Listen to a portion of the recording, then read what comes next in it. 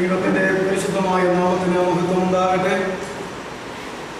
സ്നേഹ ബഹുമാനാദരവുകളുള്ള എല്ലാ ദൈവദാസന്മാർക്കും ദൈവമക്കൾക്കും കർത്താവായ യേശുക്രിസ്തുവിൻ്റെ നാമത്തിൽ ഈ പ്രാരംഭ സമയത്ത് സ്നേഹവന്ദനം അറിയിക്കുന്നു.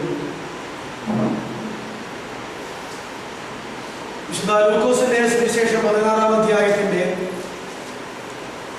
19 മുതൽ 31 വാക്യങ്ങൾ വരെയുള്ള വേദഭാഗത്തെ അടിസ്ഥാനപ്പെടുത്തിക്കൊണ്ട്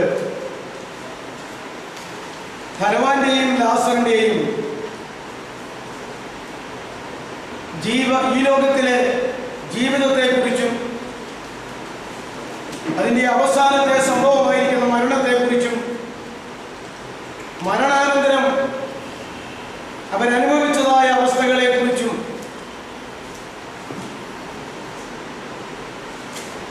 അത്രത്തോളം വേദഭാഗങ്ങളെ അടിസ്ഥാനപ്പെടുത്തി നമ്മൾ ചുരുക്കമായിട്ടുള്ള ചില കാര്യങ്ങൾ ചിന്തിച്ചു കഴിഞ്ഞു. ഇത് ഉപമയല്ല, കഥയല്ല, സംഭവ ചരിത്രമാകുന്നു എന്ന് നമ്മൾ മനസ്സിലാക്കി. 13 വാക്യങ്ങൾ നമ്മുടെ കർത്താവ് ഇതിനായിട്ട് ഉപയോഗിച്ചപ്പോൾ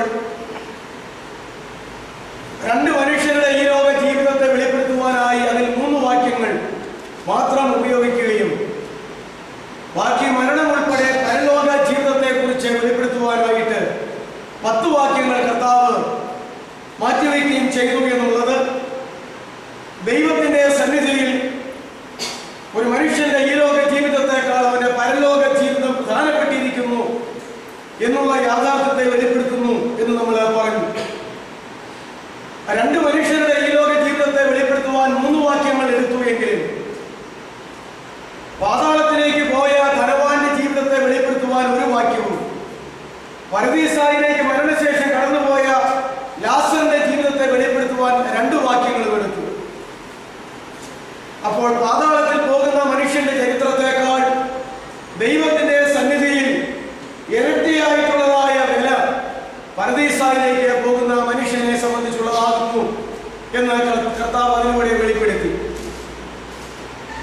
ഇപ്രകാരം 3 വാക്യങ്ങൾ ഈ ലോക ജീവിതത്തെ കുറിച്ച് പറയുന്നത് മാറ്റിവെച്ചാൽ പിന്നീട് ലഭിക്കുന്ന 10 വാക്യങ്ങളിൽ പാതാളത്തിലേക്ക് പോയ ധനവാന്റെ മരണത്തെക്കുറിച്ചും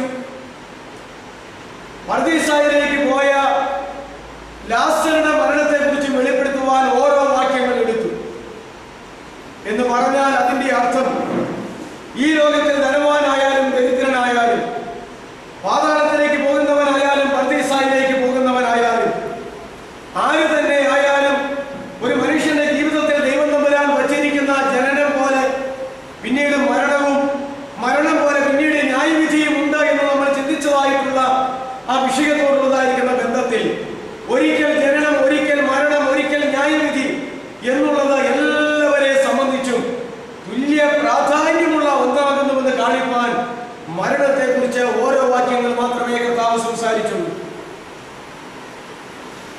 അവിടെ വരെ പറഞ്ഞ് ക്ലാസ് തീർന്നു എന്നാണ് എൻ്റെ വിചാരം.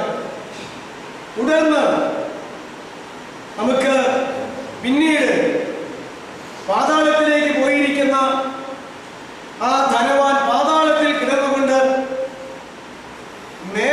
മുകളിലത്തെ പർദീസായിലേക്ക് നോക്കി അവിടെ തന്റെ വഴിവാതിക്കൽ കിടന്നതായിരിക്കുന്ന ലാസർ അബ്രാഹാമിന്റെ മടിയിൽ ഇരിക്കുന്നതിനെ സംബന്ധിച്ചും അവര് പരസ്പരം സംസാരിക്കുന്നതിനെ സംബന്ധിച്ചുമുള്ളതായ കാര്യങ്ങളാണ് പിന്നീട് ഉള്ളതായ വേദഭാഗത്ത് നമുക്ക് കാണുവാനായിട്ട് കഴിയുന്നത്.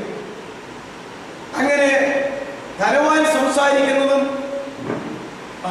അബ്രാഹാം മറുപടി പറയുന്നതുമായിട്ടുള്ള വാക്യങ്ങൾ നമ്മൾ എണ്ണി എടുക്കുമ്പോൾ 4 വാക്യങ്ങൾ ധനവാൻ സംസാരിക്കുവാനായിട്ടും അതിന് മറുപടിയായി 4 വാക്യങ്ങൾ അബ്രാഹാം പറയുന്നതായിട്ടും അങ്ങനെ 4 8 വാക്യങ്ങൾ കൊണ്ട് ആ വേദഭാഗം അവസാനിക്കുന്നതായിട്ട് നമുക്ക് കാണുവാനായിട്ട് കഴിയും.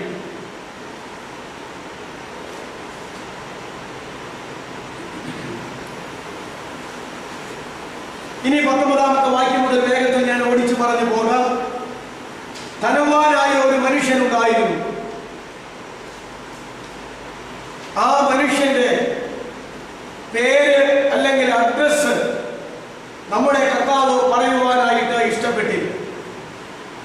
എന്നാൽ ദൈവത്തെ അനുസരിക്കാതെ, ദൈവവചനം അനുസരിക്കാതെ ജീവിതത്തിൽ മാനസാന്തരത്തിന് അവസരമുണ്ടാകുമ്പോൾ മാനസാന്തരത്തെ തള്ളിക്കളഞ്ഞ് മനഃപൂർവമായി പാതാളത്തിലെ വേദനകൾ അനുഭവിക്കാൻ യാതനാസ്ഥലത്തേക്ക് കടന്നു പോകുന്ന ആളുകളുടെ അഡ്രസ് കർത്താവിനെ സംബന്ധിച്ചിടത്തോളം ഒരു പ്രസക്തിയുമില്ല. എന്നാൽ ഈ ലോകത്തിൽ ധനവാനെ പോലെയുള്ളതായിരിക്കുന്ന ഒരു മനുഷ്യന്റെ അഡ്രസ്സിനാണ് ഏറ്റവും വലിയ വില മറ്റുള്ള മനുഷ്യൻ കൽപ്പിക്കുന്നത് എന്ന് നമ്മൾ അറിയുന്നു.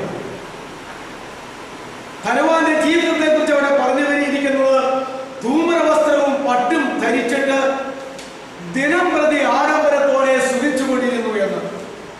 വസ്ത്രധാരണം എങ്ങനെയായിരുന്നു എന്ന് പറഞ്ഞിട്ടുണ്ട്. ദിവസം പ്രതിയുള്ള ജീവിതം എങ്ങനെയായിരുന്നു എന്ന് അവിടെ പറഞ്ഞിട്ടുണ്ട്. അതിന് തക്കവണ്ണം ഈ ലോകത്തിൽ വസ്തുവകകൾ അവൻ ഉണ്ടായിരുന്നു, എല്ലാവിധമായിട്ടുള്ള സൗകര്യങ്ങളും ഉണ്ടായിരുന്നു. എങ്കിലും ധൂമ്രവസ്ത്രവും പട്ടും ധരിച്ച് ദിവസം പ്രതി ആഡംബരത്തോടെ സുഖിച്ച് അവൻ ജീവിച്ചു കൊണ്ടിരുന്നു. അങ്ങനെ ജീവിക്കാൻ വകയുള്ളവൻ അങ്ങനെയാകാം. പക്ഷേ അതൊന്നും നിത്യതയെ അവനെ കൊണ്ട് എന്ന് സ്വർഗീയമായ അവൻ അനുഭവത്തിൽ അവനെ ആക്കുകയില്ല എന്നുള്ളത് നമ്മൾ മനസ്സിലാക്കേണ്ടതാണ്. അടുത്തത് ലാസർ എന്ന പേരുള്ള ദരിദ്രൻ. ദരിദ്രനായ ഒരു മനുഷ്യനുണ്ട്, അവന്റെ പേര് ലാസർ എന്നായിരുന്നു എന്ന് കർത്താവ് പറഞ്ഞിട്ടുണ്ട്. ദരിദ്രനായാലും ലോകത്തിലെ ഒന്നുമില്ലെങ്കിലും പരദീസായിലേക്കും പിന്നെ സ്വർഗരാജ്യത്തിലേക്കും പോകുന്നവന്റെ അഡ്രസ് സ്വർഗത്തിൽ വളരെ വ്യക്തമായി രേഖപ്പെടുത്തിയിട്ടുണ്ട്. അതുകൊണ്ട് അവന്റെ പേര് പറയുവാൻ തക്കവണ്ണം ധനവാന്റെ പേര് പറയാൻ മനസ്സില്ലാത്ത, ആഗ്രഹമില്ലാത്ത കർത്താവ് ദരിദ്രന്റെ പേര് മനഃപൂർവമായി പറയുവാൻ ആഗ്രഹിച്ചു എന്ന് നമുക്ക് മനസ്സിലാക്കുവാനായിട്ട് കഴിയും. ഈ ലോകത്തിൽ ഇപ്രകാരമുള്ള വ്യക്തിയുടെ പേര് പറയാൻ ആരും ആഗ്രഹിച്ചില്ലെങ്കിലും പറഞ്ഞില്ലെങ്കിലും പറയുന്നവനായ ഒരു കർത്താവ് അവർക്കായി ജീവിക്കുന്നു എന്നുള്ള കാര്യം നമ്മൾ മനസ്സിലാക്കേണ്ടതാണ്. പിന്നീട് നമ്മൾ അവന്റെ ആ ലാസറിന്റെ ഈ ലോകത്തിലെ അവസ്ഥ വെളിപ്പെടുത്തി. ലാസർ എന്ന പേരുള്ള ഒരു ദരിദ്രൻ വ്രണം നിറഞ്ഞവനായി അവന്റെ പടിപ്പുരയ്ക്ക് കിടന്നു. ശരീരമാസകൻ, വ്രണം നിറഞ്ഞവനായി, ഉഴുതരിച്ച് നാറുന്നവനായി, ആർക്കും അടുക്കാൻ കഴിയാത്തവനായി, അവഗണിക്കപ്പെട്ടവനായി ഇരുന്നതത്രേ അവന്റെ അവസ്ഥ. ധൂമ്രവസ്ത്രവും പട്ടും ധരിച്ച് ദിനം പ്രതി ആഡംബരത്തോടെ അപ്പുറത്തെ മാളികയിലെ മുതലാളി സുഖിച്ച് ജീവിച്ചപ്പോൾ അവന്റെ പടിവാതിക്കൽ കിടന്നവൻ ഇപ്രകാരം ആ ദരിദ്രൻ വ്രണം നിറഞ്ഞവനായി അവന്റെ പടിപ്പുരയ്ക്കൽ കിടന്നു. ധനവാന്റെ വേശ്യയിൽ നിന്ന് വീഴുന്നത് തിന്ന് വിശപ്പടക്കുവാൻ ആഗ്രഹിച്ചു. അവൻ എന്തിനു വേണ്ടി അവിടെ വന്നുവെന്ന് ചോദിച്ചാൽ ധനവാന്റെ വേശ്യയിൽ നിന്ന് വീഴുന്ന ഭക്ഷണ പദാർത്ഥങ്ങളുടെ ഉച്ഛിഷ്ടങ്ങൾ തിന്നെങ്കിലും വിശപ്പടക്കാമല്ലോ എന്നുള്ള ആഗ്രഹത്തിലാണ് അവൻ ഇവിടെ വന്ന് കിടക്കുവാനായിട്ട് ഇടയായത് എന്ന് നമ്മൾ മനസ്സിലാക്കേണ്ടതാണ്. പക്ഷേ അതിനെ സാധിച്ചില്ല എന്ന് നമ്മൾ മനസ്സിലാക്കണം. നായ്ക്കളും വന്ന് അവന്റെ വ്രണം നക്കും. അവനോട് സംസർഗം ചെയ്യുവാൻ മനുഷ്യരാരും ഉണ്ടായിരുന്നില്ലെന്നും ആ നാട്ടിലുള്ളതായ നായ്ക്കൾ, വഴിയെ പോകുന്ന നായ്ക്കളാണ് അവന്റെ വ്രണങ്ങൾ നക്കി തുടയ്ക്കുന്നത് എന്നും നമ്മുടെ കർത്താവ് തന്നെ പറഞ്ഞിട്ടുണ്ട്. ഒരു മനുഷ്യന്റെ ഹീനമായ അവസ്ഥ അത്രത്തോളമായിരുന്നു എന്ന് മനസ്സിലാക്കുവാനായിട്ട് കഴിയും. ഇതിൽ ആദ്യം മരിച്ചത്, ഇനി നമുക്ക് ചിന്തിക്കാം, ആ ദരിദ്രൻ മരിച്ചപ്പോൾ ദൂതന്മാർ അവനെ അബ്രഹാമിന്റെ മടിയിലേക്ക് കൊണ്ടുപോയി. അതാണ് അവിടെ എഴുതിയിരിക്കുന്നത്. ആ ദരിദ്രൻ മരിച്ചപ്പോൾ ദൂതന്മാർ അവനെ അബ്രഹാമിന്റെ മടിയിലേക്ക് കൊണ്ടുപോയി. ഇനി മറ്റേ വാക്യം നോക്കാം. ധനവാനും മരിച്ചു, അടക്കപ്പെട്ടു. ധനവാന്റെ മരണം ലോകം അറിഞ്ഞു. ധനവാന്റെ ശവസംസ്കാരം ലോകം അറിഞ്ഞു. ധനവാനും മരിച്ചു, അടക്കപ്പെട്ടു. പക്ഷെ പാതാളത്തിൽ യാതന അനുഭവിക്കുമ്പോൾ മേലോട്ട് നോക്കി ദൂരത്ത് നിന്ന് അബ്രഹാമിനെയും അവന്റെ മകൻ ലാസറിനെയും കണ്ടു. നമ്മൾ മനസ്സിലാക്കേണ്ടത്, ഒരു മനുഷ്യൻ മരിക്കുന്ന എന്താ പറയുന്നത്, സെക്കൻഡിൽ അല്ല, നിമിഷത്തിൽ അല്ല. അപ്പോസ്തലനായിരിക്കുന്ന പൗലോസിന്റെ ഭാഷയിൽ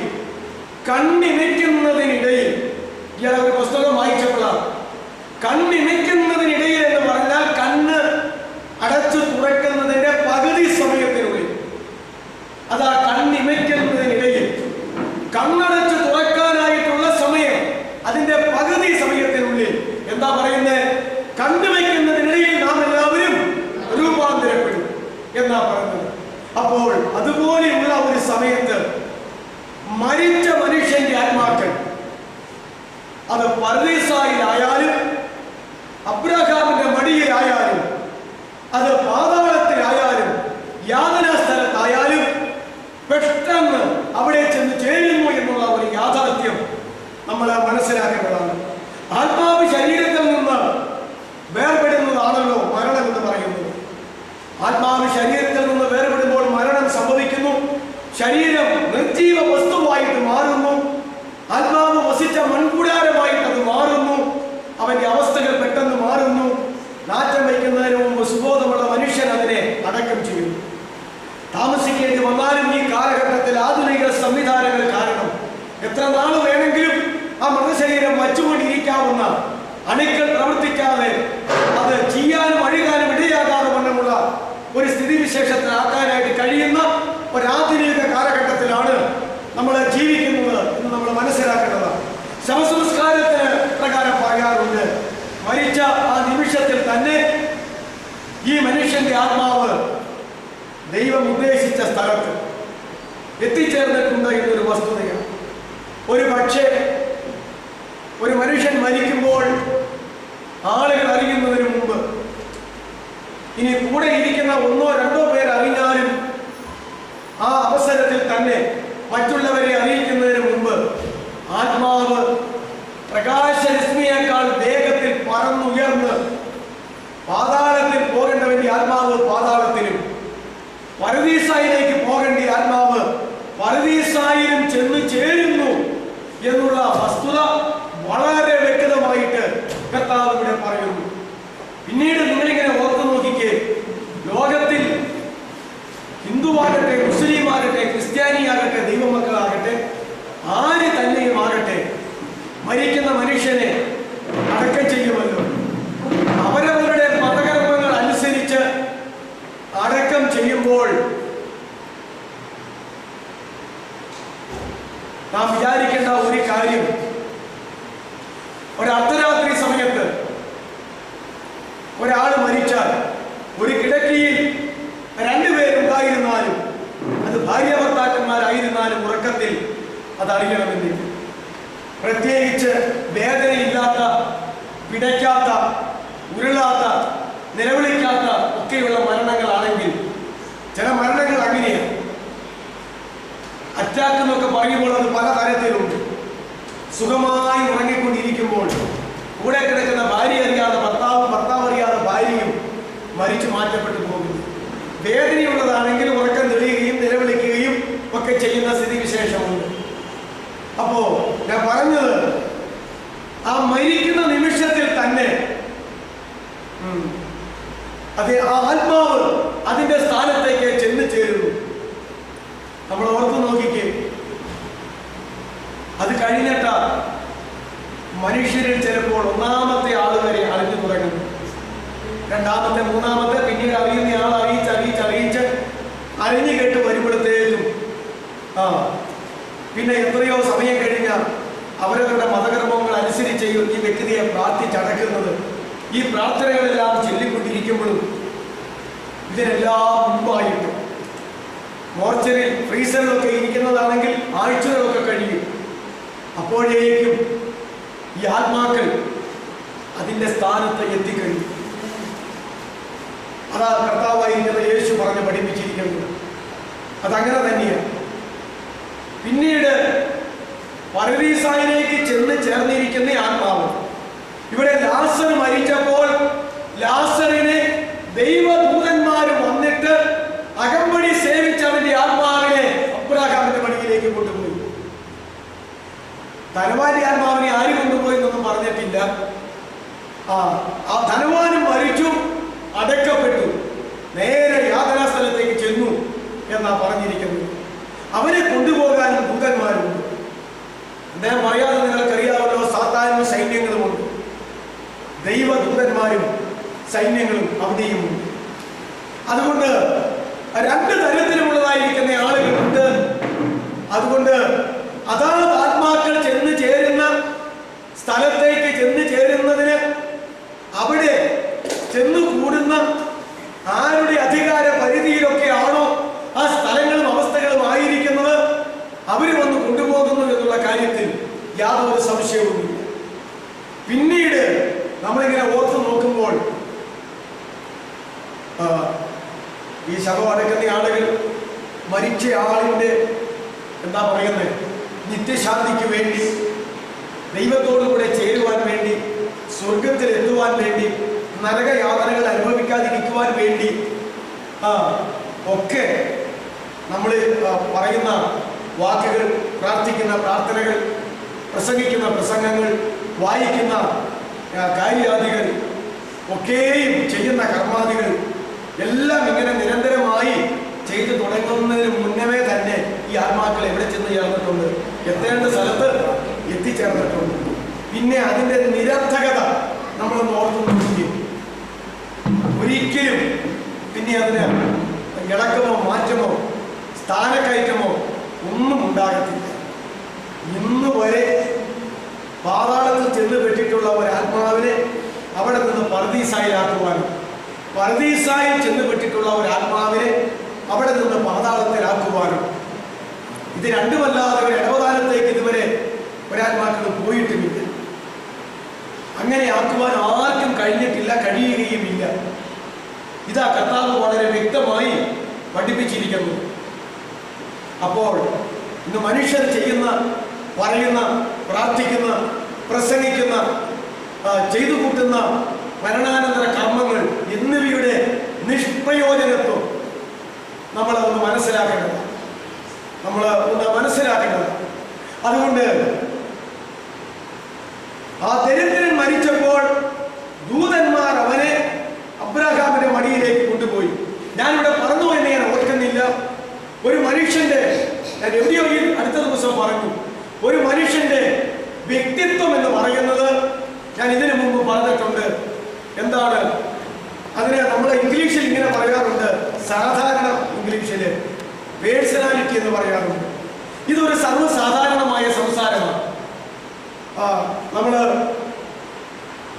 നല്ല ഒരു ഉയരം, ആ ഉയരത്തിന് തക്കവണ്ണമുള്ള ഒരു വണ്ണം, എല്ലാ ശരീര അവയവങ്ങളും അതാതിൻ്റെ സ്ഥാനത്ത് നല്ല ഘടനയായിട്ട് ചേർന്നിരിക്കുന്ന ഒരു വ്യക്തി, കണ്ടാൽ എല്ലാവരും ആകർഷിക്കുന്ന ഒരു നിറം, ഇപ്രകാരമുള്ള ഒരു വ്യക്തിയെ നമ്മൾ കണ്ടാൽ നമ്മൾ സാധാരണ പറയും, എന്താ പറയുന്നത്, എന്തൊരു പേഴ്സണാലിറ്റി അല്ലേ, എന്തൊരു പൊക്കം, എന്തൊരു വണ്ണം, എന്തൊരു നിറം, എന്തൊരു ആകാര സൗന്ദര്യം, എന്തൊരു പേഴ്സണാലിറ്റിയാ. ഇതാണ് ഈ പേഴ്സണാലിറ്റി എന്നുള്ളതിന് 99% ആളുകളും പറയുന്നത്.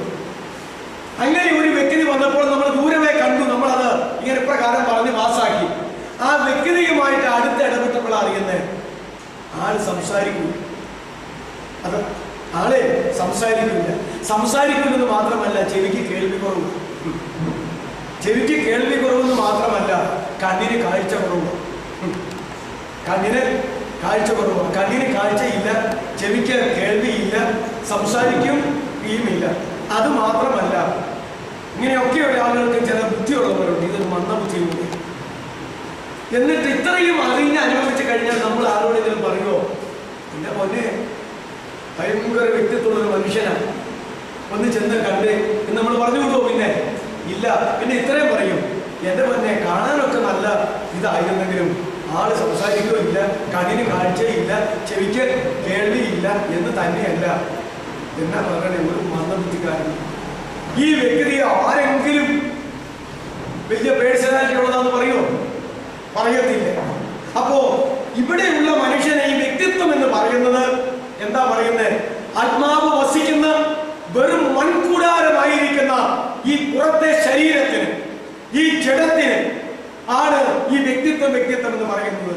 എന്നാൽ വചനത്തിന്റെ ഭാഷയിൽ, ദൈവത്തിന്റെ കാഴ്ചപ്പാടിൽ വ്യക്തിത്വം എന്ന് പറയുന്നത് ആത്മാവും അതുപോലെ ദേഹിയും കൂടെ ചേർന്നിരിക്കുന്ന ആ രണ്ട് ഘടകത്തിനാ വ്യക്തിത്വം എന്ന് പറയുന്നത്. വ്യക്തിത്വം എന്നാ പറയുന്നത്. ഒരു മനുഷ്യൻ മരിച്ചു കഴിയുമ്പോൾ അവൻ അല്ലെങ്കിൽ അവന്റെ ആത്മാവ് എന്ന് പറയുമ്പോൾ, ഇപ്പൊ മരിച്ച ധനവാന്റെ ആത്മാവ് പാതാളത്തിൽ പോയി എന്ന് പറഞ്ഞാൽ അവന്റെ ആത്മാവും അവന്റെ ദേഹിയും കൂടെ ആകുന്ന ആ വ്യക്തിത്വം അങ്ങോട്ട് പോയത്. അതാണ് വ്യക്തിത്വം. ഇപ്രകാരം ലാസർ മരിച്ചു കഴിഞ്ഞപ്പോൾ രണ്ടുപേരുടെയും ജഡം ഇവിടെ കിടപ്പുണ്ട്, ആത്മാവ് വസിച്ച മൺകൂടാരം ഇവിടെ കിടപ്പുണ്ട്. ഒരാളെ അടക്കി ഒരാളെ അടക്കില്ലയോ അറിയത്തില്ല. അടക്കാൻ മാംസോമിച്ച് അധികം കാണാൻ സാധ്യതയില്ല ലാസറിനെ സംബന്ധിച്ചിടത്തോളം. എന്നാൽ ആ ലാസറിന്റെയും ആത്മാവും അവന്റെ ദേഹിയും കൂടെ ചേർന്ന് ആ വ്യക്തിത്വമാണ് അങ്ങോട്ട് പോയത്.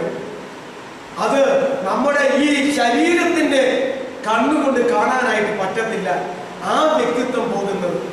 എന്നാൽ ആ വ്യക്തിത്വം ജീവനുണ്ട്, ആ വ്യക്തിത്വത്തിന് കാണാൻ കഴിയും, ആ വ്യക്തിത്വത്തിന് സംസാരിക്കാൻ കഴിയും, ആ വ്യക്തിത്വത്തിന് ചിന്തിക്കാൻ കഴിയും, ആ വ്യക്തിത്വത്തിന് വികാരങ്ങൾ ഉണ്ട്, നിലവിളിക്കാൻ കഴിയും, പ്രാർത്ഥിക്കാൻ കഴിയും, അപേക്ഷിക്കാനായിട്ട് കഴിയും, കാണാനായിട്ട് കഴിയും എന്നുള്ളത് നമ്മൾ മനസ്സിലാക്കേണ്ടതാണ്. ജീവനോട് ഇരുന്നപ്പോൾ നമുക്ക് ഓരോരുത്തർക്കും ചെയ്യാൻ കഴിയുന്ന കാര്യങ്ങൾ ആ വ്യക്തിത്വത്തിന് ഇപ്രകാരമുള്ള കാര്യങ്ങൾ ചെയ്യാനായിട്ട് കഴിയും. എന്നാൽ ഈ കിടക്കുന്ന ധനവാന്റെ മൃതശരീരത്തിനും ഈ കിടക്കുന്ന ലാസറുടെ മൃതശരീരത്തിനും ഒന്നും കഴിയുന്നില്ലല്ലോ. അത് കാണുന്നില്ല, അത് കേൾക്കുന്നില്ല, അത് സ്പർശിക്കുന്നില്ല, അത് സംസാരിക്കുന്നില്ല, അതൊന്നും ചെയ്യുന്നില്ല. മിനിറ്റുകൾ മണിക്കൂറുകൾ കഴിയുന്നോറും ആ ശരീരം ജീർണിക്കാനായിട്ട് തുടങ്ങുന്നു, നാറ്റം വയ്ക്കാനായിട്ട് തുടങ്ങുന്നു. ഏത് വിധേനയും ഈ രണ്ടെണ്ണത്തിനെയും മണ്ണിൽ മറവ് ചെയ്യാനായിട്ട് മനുഷ്യർ തത്രപ്പെടുന്നു. അത് അപ്രകാരം സംഭവിക്കുന്നു. അതുകൊണ്ട് വ്യക്തിത്വം എന്ന് പറയുന്നത് ഇതാകുന്നു എന്ന് നമ്മൾ മനസ്സിലാക്കേണ്ടതാണ്. സാധാരണ രീതിയിൽ ആത്മാവ് ശരീരത്തിൽ നിന്ന് വേർപെട്ടു, ആത്മാവിന്റെ വഴിക്ക് പോയി എന്ന് ഇങ്ങനെ പറയും. ശരീരത്തെ ഇവിടെ കിടക്കുന്നു. പിന്നെ ദേഹിയുടെ കാര്യം ആരും പറയാറില്ല. ശ്വാസം, പ്രാണൻ, അതെന്നാ ചെയ്തത്? ശ്വാസം എങ്ങോട്ടാ പോയത്? ആ അവസാനത്തെ ശ്വാസം വലിച്ചു വിട്ടപ്പെടും. ആ ശ്വാസം എങ്ങോട്ടാ പോയത്? ഈ അന്തരീക്ഷത്തിലേക്ക് അങ്ങ് പോയിട്ടുണ്ട്. ഈ ശ്വാസം ഈ അന്തരീക്ഷത്തിലേക്ക് പോയിട്ടുണ്ട്. ഈ വായുവിലേക്ക് അങ്ങ് പോയിട്ടുണ്ട്. അങ്ങനെയല്ലേ? ഈ ശ്വാസം ഇങ്ങനെ വലിച്ചു വിട്ട് അവസാനം വിട്ട് കഴിഞ്ഞിട്ട് പിന്നെ ശ്വസിക്കാതെ വരുമ്പോഴാണല്ലോ മരിക്കുന്നത്. ആ ശ്വാസം ഇവിടെ അങ്ങോട്ട് ലയിച്ചു. എന്നാൽ പൗലോസ് പറഞ്ഞു, ഞാൻ എന്റെ പ്രാണനെ വിലയേറിയതായി എണ്ണുന്നില്ല എന്ന് പറഞ്ഞപ്പോൾ ശ്വാസത്തെ അല്ല, അവന്റെ വ്യക്തിത്വത്തെ, ഈ ദേഹത്തെ അല്ല, ആത്മാവും ദേഹിയുമാകുന്ന വ്യക്തിത്വത്തെയാണ് അവിടെ പ്രാണനെന്ന് ഉദ്ദേശിച്ച് പൗലോസ് പറയുന്നത്. ജീവൻ എന്നും ഒരർത്ഥം വരും എന്ന് മാത്രമേ ഉള്ളൂ. അതുകൊണ്ട് ഇതാ വ്യക്തിത്വം എന്നുള്ളത് നമ്മൾ മനസ്സിലാക്കേണ്ടത് വളരെ ആവശ്യമായിട്ടിരിക്കുന്നു. തുടർന്ന് നമുക്ക് ഇപ്രകാരം വായിക്കാം. ധനവാനും മരിച്ച് അടക്കപ്പെട്ടു. ഈ സദൃശവാക്യത്തിലാണോ സഭാപ്രസംഗിയിലാണോ? ഒരു നല്ല ശവസംസ്കാരം ലഭിക്കാതെ പോകുന്ന ആള് ഗർഭത്തിൽ അലസിപ്പോകുന്ന പിള്ള പോലെയാണ്. അങ്ങനെ ഒരു വാക്യമുണ്ട്. ശലോമോൻ പറഞ്ഞതാണ്. സഭാപ്രസംഗിയിലാണോ സദൃശവാക്യത്തിലാണോ എന്നെനിക്കറിയത്തില്ല. പിന്നെ ഉത്തമഗീതമുണ്ട്, അതിനകത്തല്ല. ഇങ്ങനെ എവിടെയോ ഒരു വാക്യമുണ്ട്. എടുക്കണമെന്നില്ല, നിങ്ങളത് അറിഞ്ഞിട്ടുണ്ടല്ലോ. അത് സഭാപ്രസംഗിയിലാകാൻ സഭാപ്രസംഗിയില അത് കണ്ടോ? കണ്ടില്ല. സഭാപ്രസംഗിയില. സഭാപ്രസംഗി എന്ന് പറയുന്ന പുസ്തകം ശലോമോൻ എഴുതിയതാ. ആ സഭാപ്രസംഗി എന്ന് പറയുന്ന പുസ്തകത്തിനകത്ത് വർണ്ണിച്ചിരിക്കുന്ന കാര്യങ്ങൾ എവിടെ ഉണ്ടെന്നറിയാമോ? അതിനകത്ത് ഭാഷ തന്നെ സഭാപ്രസംഗി 11:5 ഒന്ന് വായിച്ചേ. കാറ്റിന്റെ ഗതി എങ്ങോടെന്നും ഗർഭിണിയുടെ ഉദരത്തിൽ അസ്ഥികൾ ഉരുവായിരിക്കുന്നത് എങ്ങനെയെന്നും ഗർഭിണിയുടെ ഉദരത്തിൽ അസ്ഥികൾ ഉരുവായിരിക്കുന്നത് എങ്ങനെയെന്നും അറിയുന്നത് പോലെ നീ അറിയാത്തത് പോലെ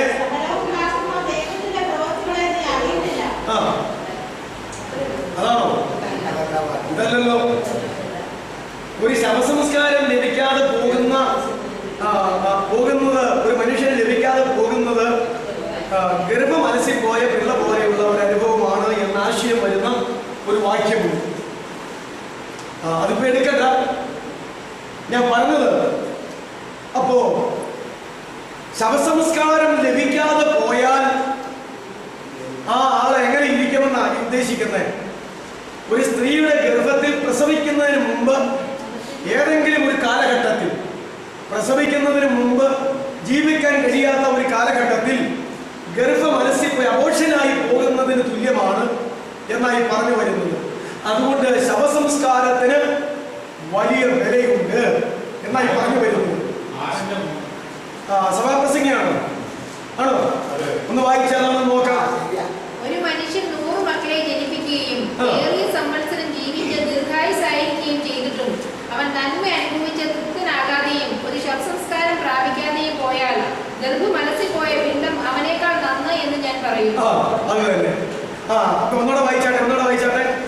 ഒരു മനുഷ്യൻ 100 മക്കളെ ജനിപ്പിക്കുകയും ഒരു മനുഷ്യന് 100 മക്കള് ഉണ്ടെന്നിരിക്കട്ടെ, ജനിപ്പിച്ചു എന്നിരിക്കട്ടെ, ഏറിയ സംവത്സരം ജീവിച്ച് ദീർഘായുസായിരിക്കുകയും. അപ്പോ എത്ര വത്സരം പറഞ്ഞിട്ടില്ല, ഏറിയ സംവത്സരം ലോകത്തിൽ ജീവിച്ചിരുന്നു എന്ന് വിചാരിക്കട്ടെ. വീണ്ടും നന്മ അനുഭവിച്ച് തൃപ്തനാകാതെയും. എന്നാൽ ആ മനുഷ്യൻ അനുഭവിക്കേണ്ടിടത്തോളം നന്മകൾ അനുഭവിച്ച് തൃപ്തി വരാതെ ഇരിക്കുന്നു എങ്കിൽ, കേട്ടോ, ഇതാണ് വിഷയം. അവിടെയാ ഈ ആശയത്തിന്റെ വ്യത്യാസം. ഒരു മനുഷ്യൻ അനുഭവിക്കേണ്ടിടത്തോളം നന്മ അനുഭവിക്കാതെ പോയാൽ, വീണ്ടും ഒരു ശവസംസ്കാരം കിട്ടാതെയും പോയാൽ ആ വ്യക്തി എങ്ങനെ ഇരിക്കുന്നു? ഗർഭം അലസിപ്പോയ പിണ്ഡം പോലെ. ആ ഗർഭം അലസിപ്പോയ പിണ്ഡം ഇവനേക്കാൾ നല്ലത് എന്ന് പറയുന്നു. ഇതാര് പറഞ്ഞതാ? ശലോമോൻ പറഞ്ഞതാ. അപ്പൊ നമ്മുടെ കർത്താവ് ഇപ്പൊ നമ്മൾ ചിന്തിക്കുന്ന വേദഭാഗം എന്നതാ, ലാസറിന്റെ അവസ്ഥയും ധനവാന്റെ അവസ്ഥയും എന്നായിരുന്നു. ഇവിടെ ശലോമോൻ പറഞ്ഞതുപോലെ ധനവാൻ എത്ര മക്കളുണ്ടെന്ന് അറിയത്തില്ല. അവൻ ആവശ്യമുള്ള മക്കളുണ്ട്, അവൻ കുടുംബമായിട്ട് ജീവിച്ചവനാണ്, അതിന്റെ എണ്ണം പറഞ്ഞിട്ടില്ല. ഈ ലോകത്തിൽ അനുഭവിക്കാവുന്ന നന്മകൾ മുഴുവൻ ആര് അനുഭവിച്ചിട്ടുണ്ട്? ഇവൻ അനുഭവിച്ചിട്ടുണ്ട്. ഇവനൊരു ശവസംസ്കാരം കിട്ടിയോ? അതല്ലേ മരിച്ചു, ഇവിടെ തന്നെ എന്ത് ചെയ്തിട്ടുണ്ട്? അടക്കപ്പെട്ടു എന്ന് പറഞ്ഞിട്ടുണ്ട്. മരിച്ചു, ശവസംസ്കാരം നടന്നു എന്നാണ് ഇവിടെ പറഞ്ഞിരിക്കുന്നത്. ഇങ്ങനെയൊക്കെയാണെങ്കിലും ഈ പുള്ളി എങ്ങോട്ട് പോയെന്നാണ് കർത്താവ് പറഞ്ഞത്? യാതനാ സ്ഥലത്തേക്ക് പോയി. എന്നാൽ 100 മക്കളും ഇല്ല, ഏറിയ കാലം ജീവിക്കാൻ ഇടയായുമില്ല. ധനവാൻ മരിക്കുന്നതിന് മുമ്പ് ആരും മരിച്ചു എന്നാ പറഞ്ഞത്? അവന്റെ പടിക്കൽ കിടന്ന ലാസർ. ഒരു നന്മ ഈ ലോകത്തിൽ അനുഭവിക്കാൻ അവന് ഇടയും വന്നില്ല. പക്ഷെ ഇവൻ എങ്ങോട്ട് പോയി? അബ്രഹാമിന്റെ മടിയിലേക്ക്. നിങ്ങൾ ഇനി ഒന്ന് ചിന്തിക്കേണ്ടത് ലാസർ അല്ല, ശലോമോൻ പറഞ്ഞതാണോ? സഭാപ്രസംഗം എന്ന് പറയുന്ന പുസ്തകത്തിൽ അതിന്റെ ഗ്രന്ഥകർത്താവായ ശലോമോൻ പറഞ്ഞതാണോ ശരി? ഈ ലൂക്കോസിന്റെ സുവിശേഷം 16-ാം അധ്യായത്തിൽ കർത്താവ് പറഞ്ഞതാണോ ശരി? അത് രണ്ടും ശരിയാണ്. എന്താ നിങ്ങളുടെ അഭിപ്രായം? പറഞ്ഞാട്ടെ. ഇതിൽ ആര് പറഞ്ഞതാ ശരി തെറ്റ്? ഇപ്പൊ മനസ്സിലായി?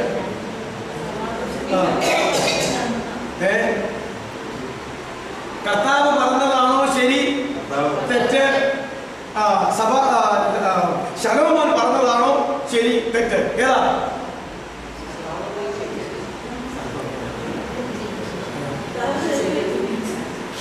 നിങ്ങൾക്ക് എത്ര പേർക്ക് വേണ്ടി കർത്താവ് കാൽവറിയിലെ രക്തചിന്തി മരിച്ചിട്ടുണ്ട്?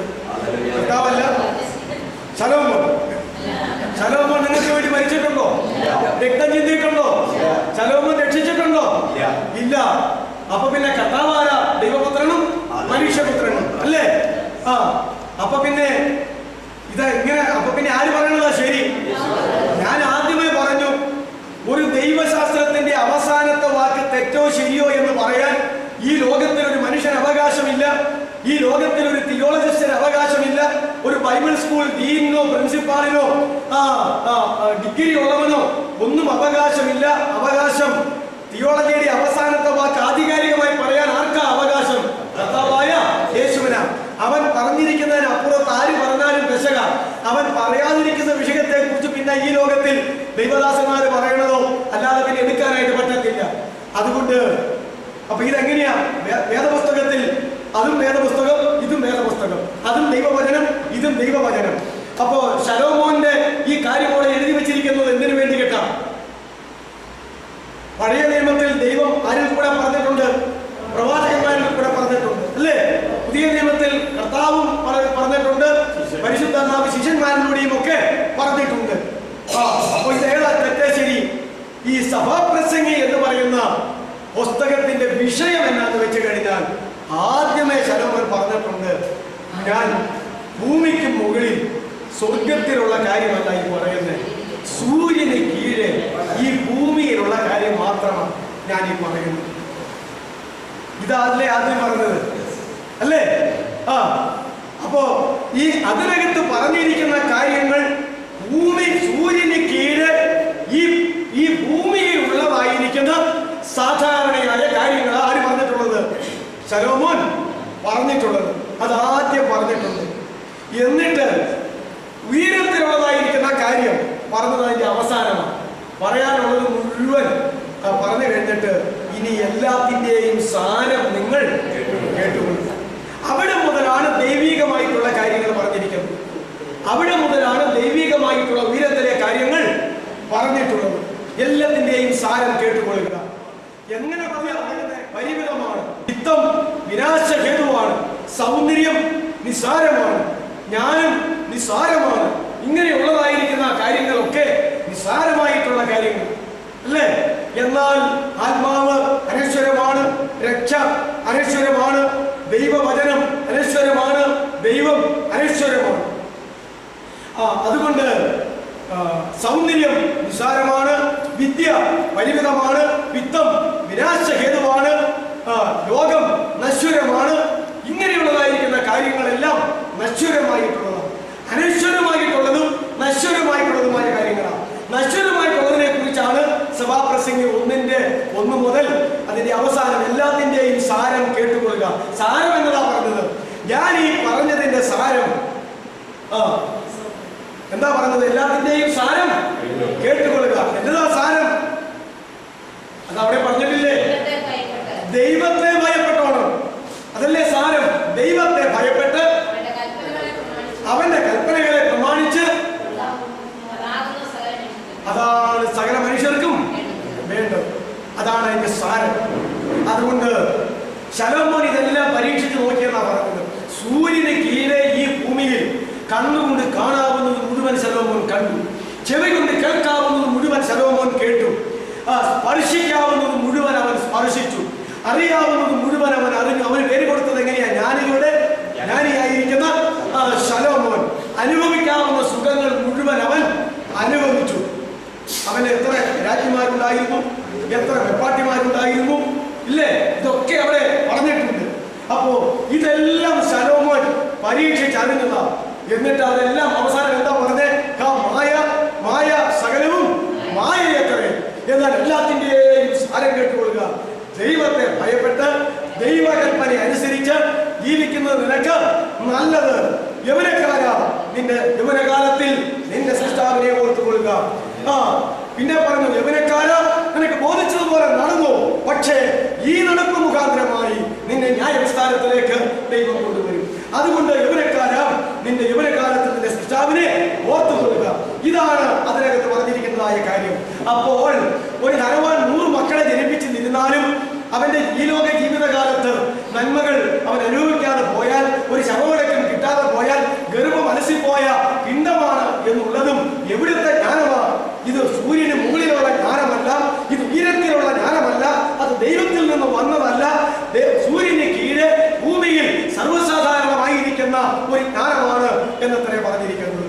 ഈ വാക്യം വായിച്ചുകൊണ്ടാണ് ശവസംസ്കാരം നടത്തുന്നതനുസരിച്ച് മനുഷ്യന്റെ ആത്മരക്ഷയ്ക്ക് വ്യത്യാസമുണ്ടാകുമെന്ന് പഠിപ്പിക്കുന്നവരെല്ലാം പഠിപ്പിക്കുന്നത് ഈ ഒരു വാക്യം എടുത്തുകൊണ്ടാണ്. പക്ഷേ അതിനകത്തുള്ള അപാകത നിങ്ങൾ മനസ്സിലാക്കണം. ഞാൻ ഇതിനു മുമ്പ് നിങ്ങളോട് പറഞ്ഞിട്ടുണ്ട്, മനുഷ്യൻ ജീവിക്കുന്നത് വെറും ഈ ലോകത്തിലെ അപ്പം കൊണ്ട് മാത്രമല്ല, ദൈവത്തിന്റെ വായിൽ കൂടെ വരുന്ന വചനം കൊണ്ടും കൂടെയാണ്.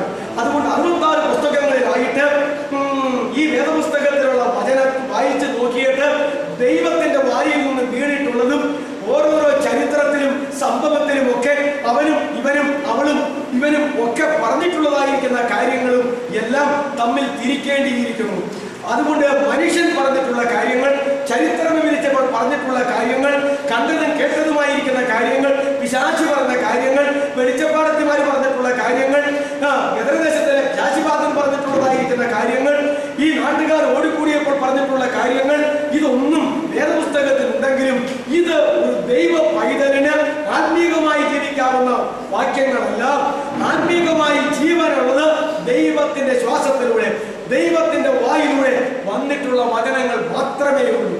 അത് പഴയ നിയമകാലത്ത് ദൈവത്തിന്റെ ആത്മാവ് ദൈവനിശ്വാസിതമായിട്ട് പ്രവാചകന്മാരിലൂടെ ദൈവത്തിന്റെ ദാസന്മാരുടെ സംസാരിച്ചിട്ടുള്ള വചനവും പുതിയ നിയമത്തിൽ കർത്താവായ യേശു നേരിട്ട് സംസാരിച്ച ജീവമൊഴികളും ദൈവത്തിന്റെ പരിശുദ്ധാത്മാവ് അപ്പോസ്തലന്മാരിലൂടെ സംസാരിച്ചിട്ടുള്ളതായ വചനങ്ങളും മാത്രമേ ആത്മീകമായി ജീവിക്കാൻ ആവശ്യമായിട്ടുള്ള വചനങ്ങളുള്ളൂ.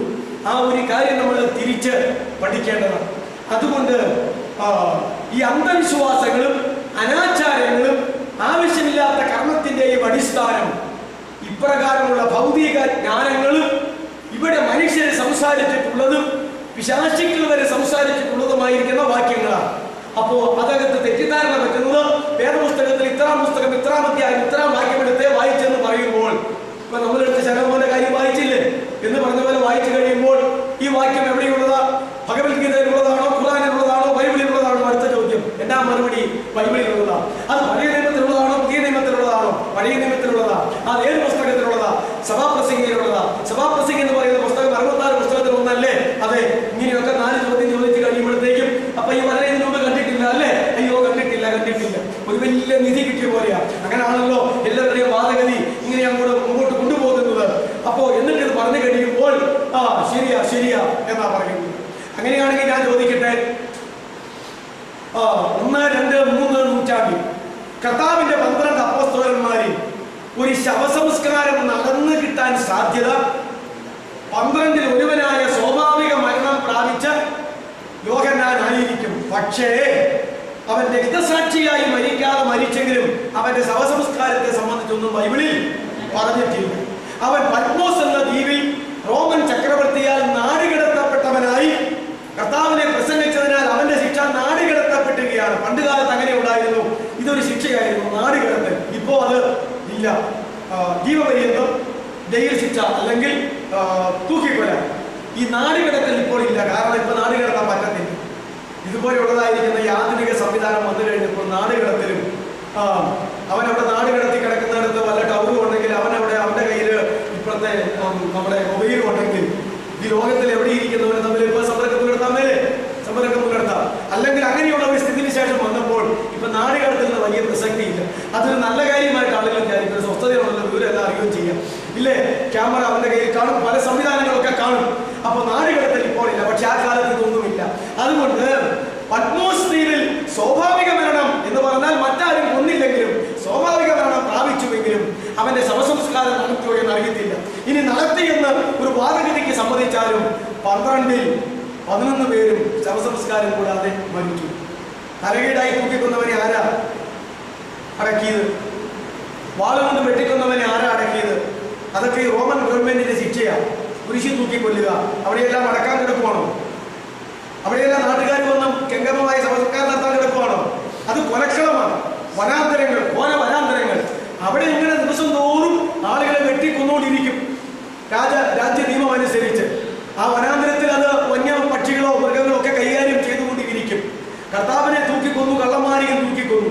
കർത്താവിനെ മാത്രം അടക്കി, മറ്റവരെ അടക്കിയില്ലോ നമുക്ക് അറിയത്തില്ല. ജാകാതിരുന്നിട്ട് അമ്മമാരുടെ കാലും കുത്തി ഒടിച്ച് അടിച്ചു തകർത്തല്ലേ, കാലും മുടിച്ചല്ലേ അവരെ കൊന്നത്. ശവത്തിൽ അവിടെ ഇരിക്കാൻ പാടില്ലാത്തതുകൊണ്ട് അങ്ങനെ ഈ ശിക്ഷിച്ചു കൊല്ലുന്നവരെയെല്ലാം അടക്കാനായിട്ട് പറ്റുമോ? പറ്റത്തില്ല. ആകയാൽ വളരെ ചുരുക്കം അപ്പോസ്തലന്മാരുടെ കാര്യമേ. പത്രോസ്, പൗലോസ്, യാക്കോബിനെ വാളുകൊണ്ട് കൊന്നു. ചുരുക്കം ആളുകളുടെ മാത്രമേ കാര്യം ഇതിനകത്ത് ഉള്ളതാണ്. ബാക്കിയുള്ള ചരിത്രം പോലും, സുവിശേഷങ്ങളുടെ ചരിത്രം പോലും ഇതിനകത്തില്ലല്ലോ. അപ്പോ 12 അപ്പോസ്തലന്മാരിൽ എത്ര എണ്ണത്തിനെ അടക്കി? പിന്നെ ഉള്ള ആളുകളെ എത്ര എണ്ണത്തിനെ അടക്കി? 1, 2, 3 നൂറ്റാണ്ടുകളിൽ സിംഹത്തിന് ഇരയായി കൊടുത്തതിനെ എങ്ങനെ അടക്കി? സമുദ്രത്തിലേക്ക് കല്ലും കെട്ടിത്താത്തതിനെ എങ്ങനെ ആരടക്കി? വാളുകൊണ്ട് വെട്ടിക്കൊന്നവനെ ആരടക്കി? അതുപോലെ തന്നെ തീ കൊണ്ട് കത്തിച്ച് ചാമ്പലാക്കിയവനെ ആരടക്കി? കൊതുകുതിരി കത്തിക്കുമ്പോ ഒരു പിടി ചാരം കിട്ടുന്നു പറഞ്ഞ കിടക്ക് ഒരു മനുഷ്യനെ കത്തി ചാമ്പലാക്കിയാൽ ഒരു കയ്യിൽ ഒതുങ്ങാവുന്ന ചാരത്തിൽ അത് അവസാനിക്കും. ഇവനെയൊക്കെ ആരടക്കി എന്നാ പറയുന്നത്? 1, 2, 3 നൂറ്റാണ്ടിൽ ഒരു കാര്യം വളരെ ശരിയാണ്. മരിച്ച ആയിരക്കണക്കിന് ദൈവമക്കളിൽ അടക്കി ലഭിച്ചവർ വിരലെണ്ണാൻ ആളുകൾ മാത്രമേ കാണൂ. അടക്കിയിട്ടില്ല. ഈ അടക്കാത്തത് കൊണ്ട് എന്ത് സംഭവിച്ചു? ശവസംസ്കാരം കിട്ടാത്തത് കൊണ്ട് ഇവർക്ക് എന്ത് സംഭവിച്ചു? എല്ലാം നരകത്തിൽ പോയോ? ഇല്ല. ശവസംസ്കാരം നടന്നു കിട്ടിയവരെല്ലാം സ്വർഗത്തിൽ പോവോ? ഇല്ല, ഒരിക്കലും ഇല്ല. അടയ്ക്കാലും അടക്കിയില്ലെങ്കിലും വെള്ളത്തിൽ ചീഞ്ഞു പോയാലും ശൂന്യാകാശത്ത് കിടന്നാലും വന്യമൃഗങ്ങൾ തിന്നാലും കത്തിച്ചാലും മറ്റേതു തരത്തിൽ അവരെ കൊന്നാലും എണ്ണയിലിട്ട് വറുത്തു പൊരിച്ച് കൊന്നു കളഞ്ഞിട്ടുണ്ട്. എന്ത് ചെയ്താലും ഇവരുടെ ശരീരത്തിൽ നിന്ന് ആത്മാവ് പറന്നു പോയാൽ ആത്മാവ് അതിന്റെ സ്ഥലത്ത് ചെന്ന് ചേരുകയും ഇവരുടെ മൃതശരീരം എങ്ങനെയുമാക്കാൻ കഴിയും? ഞാൻ ചോദിക്കട്ടെ, താമസമിന സെമിറ്ററികളും കല്ലറുകളും നിർത്തൽ ചെയ്തുകൊണ്ട് ഗവൺമെന്റ് ഒരു നിയമം കൊണ്ടുവരികയാണ്. എന്താ ഈ നാട്ടിൽ ദഹിപ്പിക്കുന്ന രീതിയല്ല, മിഷനേല് ദഹിപ്പിക്കുന്ന രീതി, യന്ത്രത്തെ ദഹിപ്പിക്കുന്ന രീതി പെട്ടെന്ന് നിമിഷ നേരം കൊണ്ട് ഒരു പിടി ഭസ്മമായി മാറും. അങ്ങനെയാണ് ഈ ഭാരതത്തിൽ ഹിന്ദുവാകട്ടെ മുസൽമാനാകട്ടെ ക്രിസ്ത്യാനിയാകട്ടെ അടക്കാവുള്ള ഒരു നിയമം വന്നാൽ എന്ത് ചെയ്യും? അതങ്ങനെയാണ് നടക്കും. ആകെപ്പാടെ ഒരിക്കൽ സമയത്തിൽ ഒരു തെങ്ങും പിടിയോടത്തുള്ള സ്ഥലം മതി 1,00,000 ഇടവക്കാർ. അത് അത്രയും വരെ വേണ്ടല്ലോ. ചവക്കോട്ടയായിട്ട് എന്താ എളുപ്പ, ഒരിക്കൽ സമയത്തിൽ ഒരു കുഴി മതി ഇത്രയും ഈ ചാരം അങ്ങ് ഇടാനായിട്ട്. എത്രയായിരം എണ്ണത്തിന്റെ ചാരം ഒരിക്കൽ സമയത്തിൽ ഒരു പിടി ചാരം ചെയ്ത് വിടാനായിട്ട് കഴിയും. വളരെ എളുപ്പം. പലകർമ്മങ്ങളൊക്കെ ചെയ്യാം. അവസാനം മണ്ണി വെക്കുന്ന നേരത്തെ അവർ ചെയ്യാൻ ഗവൺമെന്റ് ആളെ ഏൽപ്പിക്കും. അങ്ങനെയുള്ള ഒരുപിടി രാഷ്ട്രങ്ങൾ ഇന്ന് നിലവിലുണ്ട്. ഇതൊക്കെ സംഭവിച്ചാൽ എന്ത് സംഭവിക്കും? ഒരു ചുക്കും സംഭവിക്കത്തില്ല. കർത്താവിന്റെ മധ്യാകാശ വരവെങ്കിൽ, ദൈവത്തിന്റെ കാഹളം ധ്വനിക്കുമ്പോൾ, കർത്താവിന്റെ ഗംഭീരനാഥം മുഴങ്ങുമ്പോൾ, മീഖായേലിന്റെ ശബ്ദം ഉണ്ടാകുമ്പോൾ, വിശുദ്ധന്മാരുടെ സമൂഹം മുഴുവൻ അക്ഷരായി ഉയർത്തെഴുന്നേറ്റ് അവരെ തേജസ്കരിക്കപ്പെട്ടവരായി കർത്താവിന്റെ വരവിനെ എതിരേൽക്കുക തന്നെ ചെയ്യും. ശരീരം എന്ത് ചെയ്തു എന്നുള്ളത് ഒരു വിഷയമല്ല. അതുകൊണ്ട് ഒന്നും ചെയ്യേണ്ടതല്ല. ചെയ്യാൻ പറ്റുന്ന പോലെയൊക്കെ ചെയ്യുന്നതിന് ഒരു തടസ്സവുമില്ല. ഒന്നും ചെയ്തില്ലെങ്കിലും ഒരു കുഴപ്പവുമില്ല. എന്റെ ഇടവപ്പള്ളി നടത്തിക്കൊണ്ടിരുന്ന അന്നത്തെ എന്റെ വികാരി അച്ഛൻ പറയാറുണ്ടായിരുന്നു, അദ്ദേഹം മരിച്ചുപോയി. ശവസംസ്കാരത്തിന്റെ ക്രമം എഴുതുന്ന ഉള്ള വായിക്കുന്ന പുസ്തകം ആനീത പുസ്തകം എന്നാ പേര്. ആനീത പുസ്തകം എന്നാ പേര്.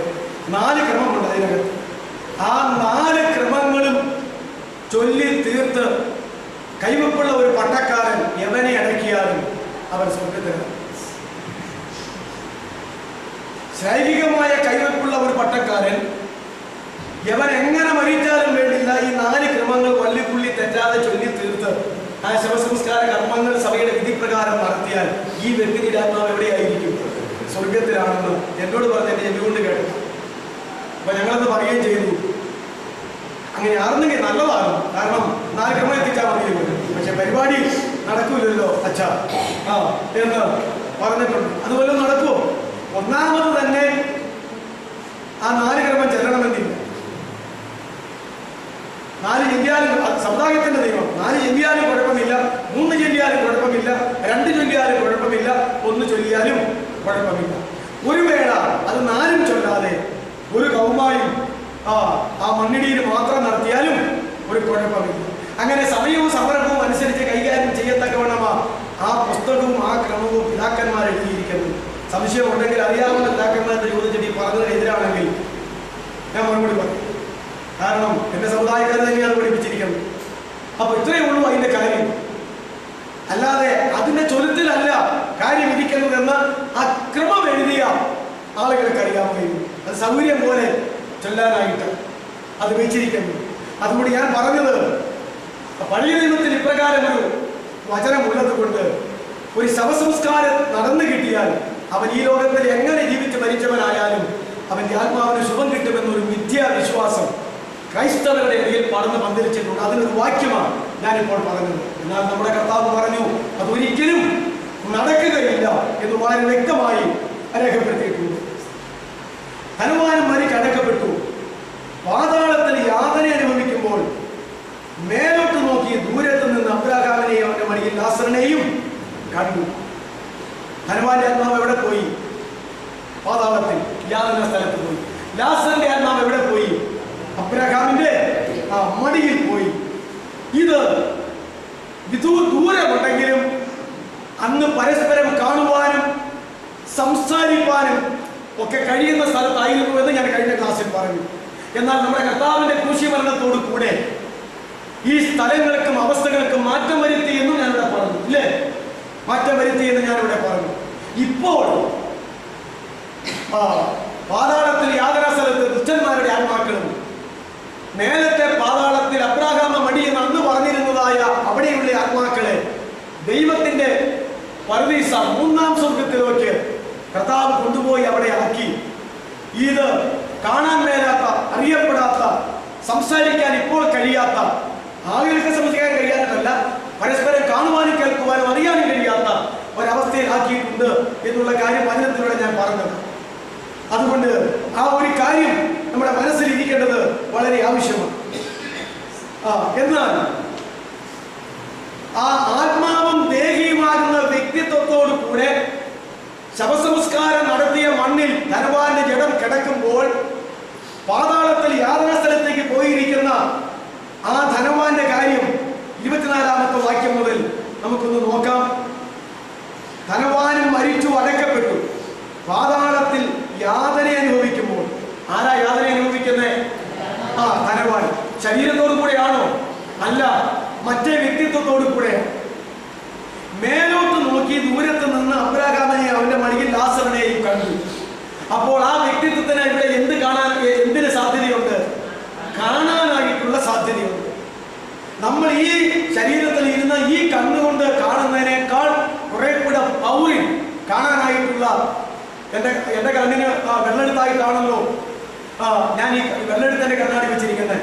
അപ്പോൾ കണ്ണാടി ഇല്ലാതെ കാണുന്നതിനേക്കാൾ എനിക്ക് കുറെ കൂടെ നന്നായിട്ട് ഇപ്പൊ കാണാനായിട്ട് കഴിയും. ഈ ലോകത്തിൽ നല്ല കാഴ്ചയുള്ള ഒരു മനുഷ്യൻ കാണുന്നതിനേക്കാൾ 10 മടങ്ങ് ശക്തിയേറിയ കാഴ്ചയുണ്ട് ആത്മാവും ദേഹിയുമാകുന്ന വ്യക്തിത്വത്തിന്റെ കണ്ണിൽ. അത് നമ്മൾ മനസ്സിലാക്കണം.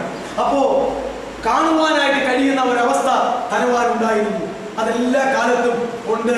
എവിടെയുള്ള ആളുകൾക്കുമുണ്ട്, പരദീസായിരിക്കുന്ന ആളുകൾക്കുമുണ്ട്, പാതാളത്തിൽ കിടക്കുന്ന ആളുകൾക്കും ആ അവസ്ഥയുണ്ട്. ഇനി നോക്കിക്കോ, അബ്രഹാം പിതാവേ എന്നോട് കനിവുണ്ടാകണം. ഇതാരാ സംസാരിക്കുന്നത്? ധനവാൻ. അപ്പൊ ധനവാൻ ഇപ്പൊ എന്ത് ചെയ്യാനായിട്ട് കഴിയുന്നുണ്ട്? സംസാരിക്കാനായിട്ട് കഴിയുന്നുണ്ട്. കാണുവാൻ കഴിയുന്നു, സംസാരിക്കാൻ കഴിയുന്നു. ഇത് അവിടെയും ഇവിടെയും ഉണ്ട്. ഇവിടെ നിങ്ങൾ ഒരു കാര്യം മനസ്സിലാക്കേണ്ടത്, അബ്രഹാമിനെ, വിശ്വാസികളുടെ പിതാവായിരിക്കുന്ന അബ്രഹാമിനെ ഈ ധനവാൻ എങ്ങനെ വിളിക്കുന്നു? അബ്രഹാം പിതാവേ എന്ന് വിളിക്കുന്നു. അപ്പോൾ അബ്രഹാമും ഈ ധനവാനും തമ്മിലുള്ളതായിരിക്കുന്ന ബന്ധം എന്താ? മകനും പിതാവുമാണ് എന്ന് പറഞ്ഞാൽ അബ്രഹാമിനെ പിതാവായിട്ട് അംഗീകരിക്കുന്ന ഒരു ജാതിയിൽപ്പെട്ടയാളായിരുന്നു ആര്? ഈ ധനവാൻ. അബ്രഹാമ്യ സന്താന പരമ്പരയിൽപ്പെട്ട ദൈവത്തിന്റെ ജനത്തിൽപ്പെട്ട ആള് തന്നെയായിരുന്നു ആര്? ഈ ധനവാൻ. അതുകൊണ്ടാണ് ഈ അബ്രഹാമിനെ പിതാവേ എന്ന് വിളിക്കാൻ ഇടയായത്. എന്നോട് കനിവുണ്ടാകണമേ. അബ്രഹാം പിതാവേ. യഹൂദന്മാരെല്ലാവരും വിളിക്കുന്ന ആദ്യത്തെ പിതാവിന്റെ പേരാരാ? അബ്രഹാം പിതാവേ. നമ്മുടെ പ്രാർത്ഥനയിലും യാക്കോബായ ഓർത്തഡോക്സുകാരുടെ പ്രാർത്ഥനയിൽ ഉണ്ടായിരുന്നല്ലോ, ഇപ്പോഴും ഉണ്ടല്ലോ. 9-ാം നേരത്തെ പ്രാർത്ഥന, അബ്രഹാമിന്റെയും ഇസ്ഹാക്കിന്റെയും യാക്കോബിന്റെയും മടിയിൽ ഞങ്ങളെ പാർപ്പിക്കണമേ, അല്ലേ? ഇവിടെ വന്നപ്പോൾ അബ്രഹാമിന്റെ മടി മാത്രമല്ല, അബ്രഹാമിന് മടിയുണ്ടെങ്കിൽ ഇസ്ഹാക്കിന് മടിയുണ്ട്, ഇസ്ഹാക്കിന് മടിയുണ്ടെങ്കിൽ യാക്കോബിന് മടിയുണ്ട്. അബ്രഹാം, ഇസ്ഹാക്ക്, യാക്കോബ് എന്നീ പിതാക്കന്മാര്, വിശുദ്ധന്മാര്, അവരെല്ലാവരും ക്രിസ്ത്യാനികളും അംഗീകരിക്കുന്നു. അതുകൊണ്ട് അവരുടെ മടിയിൽ ഞങ്ങളെ പാർപ്പിക്കണം എന്ന് പറഞ്ഞിരിക്കുന്നു. അപ്പോ ഇതാരാ ആള്? യഥാർത്ഥത്തിൽ ആരാ? ഒന്നാം തരം യഹൂദൻ. ആര്? ഈ മരിച്ച ധനവാൻ. അബ്രഹാം ആരാ? യഹൂദന്മാരുടെ പിതാവ്. അബ്രഹാമിൽ കൂടെയാണ് ഈ ജാതീയ ദൈവം തെരഞ്ഞെടുത്തത്, വാഗ്ദത്തങ്ങൾ കൊടുത്തത്. അതുകൊണ്ട് സമസ്ത ഇസ്രായേലിനും ആരാണ് പിതാവ്? ഗോത്ര പിതാക്കന്മാരാണ് അവരുടെ പിതാവ്, ജനത്തിന്റെ പിതാവ്. 12 പേര്. ആ 12 പേരുടെ പിതാവ് ആരാണ്? യാക്കോബ്. യാക്കോബിന്റെ പിതാവ് ആരാണ്? ഇസ്ഹാക്ക്. ഇസ്ഹാക്കിന്റെ പിതാവ് ആരാണ്? അബ്രഹാം. പിന്നെ അങ്ങോട്ട് പിതാവിന്റെ ചരിത്രമില്ല, പിന്നെ മനുഷ്യ ചരിത്രമാണ് അപ്പുറത്തേക്കുള്ളത്. അതുകൊണ്ട് അബ്രഹാം പിതാവേ എന്ന ഇവൻ വിളിക്കുന്നത്, അവന്റെ വിളി വളരെ നിയമാനുസൃതമുള്ള ഒരു വിളി തന്നെയാണ്. എന്നോട് കനിവുണ്ടാകണമേ. ലാസർ വിരലിന്റെ അറ്റം വെള്ളത്തിൽ മുക്കി എന്റെ നാവിനെ തണുപ്പിക്കേണ്ടതിന് അവനെ അയക്കണമേ. ഞാൻ ഈ ജ്വാലയിൽ കിടന്ന് വേദന അനുഭവിക്കുന്നു എന്ന് വിളിച്ചു പറഞ്ഞു. അവൻ കണ്ടു, അവൻ സംസാരിച്ചു, അവൻ വിളിച്ചു പറഞ്ഞു. എന്തൊക്കെയാ വിളിച്ചു പറയുന്നത്? അബ്രഹാം പിതാവേ എന്നോട് കനിവുണ്ടാകണമേ. എന്ത് ചെയ്യണം? ലാസറിനെ ഇങ്ങോട്ട് അയച്ചിട്ട് ഇച്ചിരി വെള്ളവുമായി ദൂതനുമായിട്ട് അയച്ചിട്ട് അവന്റെ വിരൽ കൊണ്ട് വെള്ളം തൊട്ട് എന്റെ നാവിൽ തൊട്ട് തരണം. എന്തുകൊണ്ടാ? എന്റെ നാവിനെ തണുപ്പിക്കേണ്ടതിന് അവനെ അയക്കണം. ഞാൻ ഈ ജ്വാലയിൽ കിടന്ന് വേദന അനുഭവിക്കുന്നു എന്ന് വിളിച്ചു പറഞ്ഞു. അപ്പൊ ഞാൻ ചോദിക്കട്ടെ, ലാസറിനെ അല്ലാതെ അവിടെയുള്ള അബ്രാഹാമിന്റെ മടിയിൽ അല്ലെങ്കിൽ അവിടെയുള്ള വേറൊരാളെ അയച്ചാലും ഈ കാര്യം നടന്നാൽ പോരെ? അതുപോലെ ഇതൊരു ഈ ലോകത്ത് ജീവിച്ചിരുന്ന കാലത്ത് ചെയ്ത തെറ്റിന്റെ ഒരു പരിഹാരം കൂടി അവൻ തന്നെ നിർദ്ദേശിക്കുന്നത്. എന്റെ പടിവാതിക്കൽ കിടന്നവനാണല്ലോ അവിടെ ഇരിക്കുന്നത്, അല്ലേ? അവൻ എന്റെ പടിപ്പുരയ്ക്കൽ കിടന്ന ഭിക്ഷുവാണ്, അവന്റെ വലിയ മുതലാളിയാണ് ഞാൻ. പക്ഷെ ഞാനിപ്പോൾ ഇവിടെയും ഇവരിപ്പോൾ അവിടെയുമായല്ലോ. അതുകൊണ്ട് അവനെ നോക്കാൻ കഴിഞ്ഞില്ല, അവനെ ശുശ്രൂഷിക്കാൻ കഴിഞ്ഞില്ല, അവന് ഭക്ഷണം കൊടുക്കാൻ കഴിഞ്ഞില്ല, ദൈവോടെ അവനെ വിചാരിക്കാൻ കഴിഞ്ഞില്ല, ഒന്നും ചെയ്യാൻ കഴിഞ്ഞില്ല. അതുകൊണ്ട് അവൻ തന്നെ എൻ്റെ നാവ് നനച്ചെങ്കിൽ എനിക്കൊരു തൃപ്തിയുള്ളൂ, എനിക്കൊരു എന്താ പറയുക, ഒരു പൊറുതി കിട്ടാൻ, നമ്മുടെ ഭാഷയിൽ ഒരു പൊറുതി കിട്ടാൻ അവൻ തന്നെ വന്ന് നനയ്ക്കട്ടെ എന്നാ പറയുന്നത്. അപ്പോ നോക്കിക്കേ, ഈ ലോകത്തിൽ വെച്ച് ചെയ്യാൻ മേലാത്ത കാര്യം ചെയ്തില്ലല്ലോ എന്ന് ഓർത്ത് അതിനൊരു പൊറുതി കിട്ടാനും കൂടി അവനെ തന്നെ അയക്കണം. അവനിപ്പോ നിന്റെ മടിയിൽ ഇരിക്കുന്നു, ലോകത്തിൽ ഞങ്ങൾ ഇങ്ങനെ കിടന്നതൊക്കെ നിനക്കറിയാവുമല്ലോ. അതുകൊണ്ട് അവന്റെ വിരൽ കൊണ്ട് തന്നെ വെള്ളം മുക്കി എന്റെ നാവ് തണുപ്പിക്കണം. എന്താ, എനിക്ക് ഈ ജ്വാലയിൽ കിടന്ന് ഞാനിങ്ങനെ വേദന അനുഭവിക്കുകയാണ്. അപ്പൊ പാതാളത്തിൽ എന്തുണ്ട്? തീജ്വാലയുണ്ട്. അവിടെ എന്തുണ്ട്? വേദനയുണ്ട്. അത് വേദനയുടെ സ്ഥലമാണ്, അത് തീജ്വാലയുടെ സ്ഥലമാണ്. അത് നമ്മൾ പ്രത്യേകം ഓർക്കേണ്ടത് ഒരു ആവശ്യമാണ്. അതുകൊണ്ട് ഇതാണ് അവൻ വിളിച്ചു പറയുന്നത് എന്നുള്ളത് നമ്മൾ മനസ്സിലാക്കുക. അപ്പൊ ഇത്രത്തോളം കാര്യങ്ങൾ ചെയ്യാനായിട്ട് അവന്റെ അവസ്ഥയെക്കുറിച്ച് അവന് ബോധമുണ്ട്, അവന്റെ കഴിഞ്ഞകാല അവസ്ഥയെക്കുറിച്ച് അവന് ബോധമുണ്ട്, ഇല്ലേ? ലാസറിനെ പെട്ടെന്ന് തിരിച്ചറിയുന്നു, അവന്റെ കഴിഞ്ഞകാല അവസ്ഥയ്ക്ക് ബുദ്ധിശാന്തി അവൻ തന്നെ കണ്ടുപിടിക്കുന്നു. ഇതൊക്കെ അവൻ അവിടെ കിടന്നുകൊണ്ട് ചെയ്യുന്നുണ്ട്. അടുത്ത വാക്യം നമുക്ക് നോക്കാം. അബ്രാഹാം മകനെ, അബ്രാഹാം എങ്ങനെയാ വിളിക്കുന്നത്? അപ്പൊ അബ്രാഹാമിനെ പിതാവ് എന്ന് വിളിച്ചത് തെറ്റോ ശരിയോ? അബ്രാഹാമിനെ പിതാവ് എന്ന് വിളിച്ചപ്പോൾ ഇപ്പോൾ അബ്രാഹാം തിരിച്ചവനെ എങ്ങനെയാ വിളിക്കുന്നത്? മകനെ എന്നാണ്. അതുകൊണ്ട് അത് ശരിയാന്ന് വന്നത്. അങ്ങനെയാണെങ്കിൽ അബ്രാഹാം പറഞ്ഞാൽ മതി, എടാ കൂടുതൽ വർത്തമാനം ഒന്നും പറയണ്ട, രാവിലെ അവിടെ വെച്ച് വിളിച്ചാൽ മതി. ഇപ്പൊ നിനക്ക് രാവിലെ വിളിക്കാനായിട്ടുള്ള പവറൊന്നുമില്ല, നീ അങ്ങനെ വിളിക്കണ്ട എന്നല്ലേ പറയേണ്ടത്? അല്ല, വളരെ സന്തോഷത്തോടെ അവൻ പിതാവെ എന്ന് വിളിച്ചത് ശരിയാണെന്ന് സമ്മതിച്ചുകൊണ്ട് അബ്രാഹാം എങ്ങനെ തന്നെ വിളിക്കുന്നു? മകനെ. നോക്കിയേ, അബ്രാഹാം പിതാവാണെന്ന് അബ്രാഹാം സമ്മതിക്കുന്നു. ഈ പാതാളത്തിൽ കിടക്കുന്നവൻ മകനാണെന്ന് അബ്രാഹാം തന്നെ സമ്മതിച്ച് അവനെ അങ്ങനെ വിളിക്കുന്നു. അപ്പോ പാതാളത്തിൽ കിടക്കുന്നവൻ പിതാവേ എന്ന് കൃത്യമായിട്ട് വിളിച്ചാലും, പർദീസായിൽ ഇരിക്കുന്നവൻ മകനെ എന്ന് പാതാളത്തിൽ കിടക്കുന്നവനോട് കൃത്യമായി വിളിച്ചാലും ഈ ഹൃദ്യത കൊണ്ട് വല്ല വിലയോ ഉണ്ടോ? എന്റെ പൊന്നാൻ കട്ടേ കണ്ണേ കരളെ എന്നൊക്കെ ഇവിടെ വിളിച്ച പോലെ അപ്പുറേ ഇപ്പുറേ ഇരുന്ന് അങ്ങോട്ടും ഇങ്ങോട്ടും വിളിച്ചിട്ടോ കണ്ടിട്ടോ പറഞ്ഞിട്ടോ അപേക്ഷിച്ചിട്ടോ വല്ല വിശേഷവും ഉണ്ടോ? ഒന്നുമില്ല. അതങ്ങനെ തന്നെയാണ്, മകനെ എന്ന് വിളിക്കുന്നു. എന്നിട്ട് എന്താ പറഞ്ഞത്? ഒരപേക്ഷയാണ്, ഒരു വാക്യമാണ്. അത് ലാസറിന്റെ അപേക്ഷയാണ്. അതിനകത്ത് എത്ര കാര്യമുണ്ട്?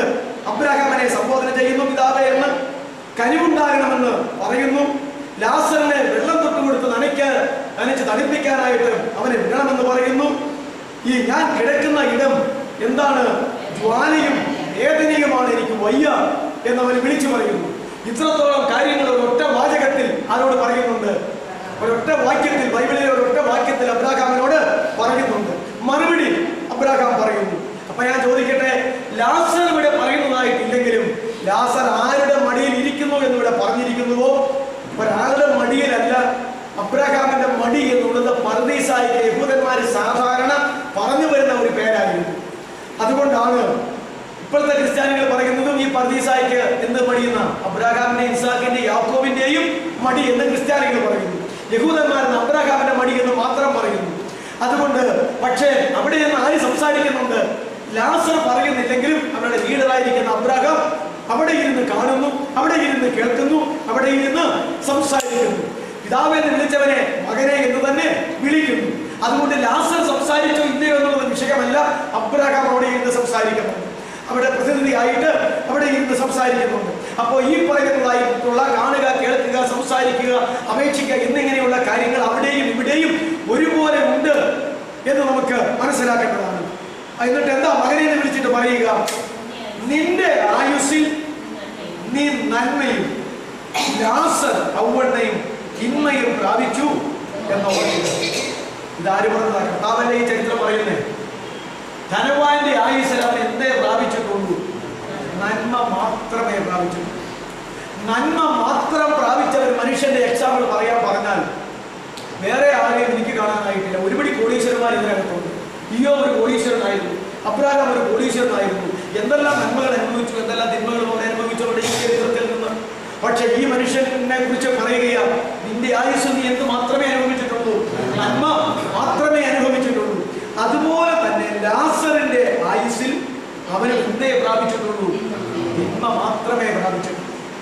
ഇങ്ങനെ ഒരു മനുഷ്യൻ ഇവർ രണ്ടുപേരും അല്ലാതെ എന്തെങ്കിലും ഒരു നന്മ അനുഭവിക്കാൻ കഴിയാത്ത ഒരു ലാസറും എന്തെങ്കിലും ഒരു തിന്മ അനുഭവിക്കാൻ കഴിയാത്ത ഒരു ധനവാനും, അത് ഇവരുടെ കാര്യം മാത്രമാണ്. ഈ പദപ്രയോഗമാണല്ലോ കർത്താവ് തന്നെ പറയുന്നത്. നമുക്ക് വീണ്ടും അത് നോക്കാം. അബ്രഹാം മകനെ, നിന്റെ ആയുസ്സിൽ നീ നന്മയും ലാസർ ഔവണ്ണൻ തിന്മയും പ്രാപിച്ചു എന്ന് ഓർക്കുക. നീ ഇപ്പോൾ അവിടെ ഇരുന്നോടെ ഓർത്തു നോക്കിക്കേ. നിന്റെ ആയുസ്സിൽ നീ എന്താ അനുഭവിച്ചിട്ടുള്ളൂ? നന്മ മാത്രം. ഇവന്റെ ആയുസ്സിലോ തിന്മ മാത്രം. അത് എൻ്റെ മാനം ഓർത്തു നോക്കിക്കേ. ആ ഓർക്കൽ എത്ര കൊല്ലക്കാലത്തേക്ക് അവൻ അവിടെ ഇരുന്ന് ഓർക്കണം ഇല്ലേ? ഇവിടെ ഇരുന്ന് ഓർക്കാത്തവനെ ഒക്കെ അവിടെ ഇരുത്തി ഓർപ്പിക്കുക. ഇവിടെ ഓർക്കേണ്ടവനെ ഓർക്കാത്തവനെ ഒക്കെ അവിടെ ഇരുത്തി ഓർപ്പിക്കുന്നില്ലേ? ഓർപ്പിക്കും. ഗുണം വരുത്താനല്ല. ആണോ? അല്ല. അവിടെ ഇരുത്തി ഓർക്കുക. ഇപ്പോൾ അവൻ ഇവിടെ ആശ്വസിക്കുന്നു. അതിനൊരു തിരിച്ചടി എന്ന പോലെ, പ്രതിഫലം എന്ന പോലെ ഇപ്പോൾ ലാസർ ഇവിടെ എന്ത് പ്രാപിക്കുന്നു? ആശ്വസിക്കുന്നു. അവൻ ആശ്വാസം പ്രാപിക്കുന്നു. നീയോ അവിടെ വേദന അനുഭവിക്കുന്നു. ഇത് ദൈവത്തിന്റെ നീതിയും, ഇത് ദൈവത്തിന്റെ പ്രമാണവും, ഇത് ദൈവത്തിന്റെ വ്യവസ്ഥയും. അത് തെറ്റിക്കാൻ നിനക്ക് കഴിയുമോ വെച്ച്? നിന്റെ പിതാവായിരിക്കുന്ന എനിക്ക് കഴിയൂ? കഴിയത്തില്ല. അത് ഈ ലോകത്തിൽ ജീവിച്ചിരുന്നപ്പോൾ കഴിഞ്ഞിട്ടില്ല, പിന്നെ ഇപ്പൊ കഴിയുമോ? കഴിയത്തില്ല. ദൈവത്തിന്റെ വ്യവസ്ഥ, ദൈവത്തിന്റെ പ്രമാണം, ദൈവത്തിന്റെ ക്രമീകരണം, ദൈവത്തിന്റെ കൽപ്പന, ദൈവത്തിന്റെ ഹിതം ഇവിടെ തെറ്റിക്കാൻ പരദീസായിലുള്ളവർക്കോ പാതാളത്തിലുള്ളവർക്കോ ആരെ കൊണ്ടും കഴിയത്തില്ല. ഒരു ഫിലിം ഷോ, നരകത്തെ കുറിച്ചുള്ള ഒരു ഫിലിം ഷോ പണ്ട് ഞാൻ കണ്ടിട്ടുണ്ട്. ബേണിംഗ് ഹെൽ അല്ലേ? കത്തുന്ന നരകം.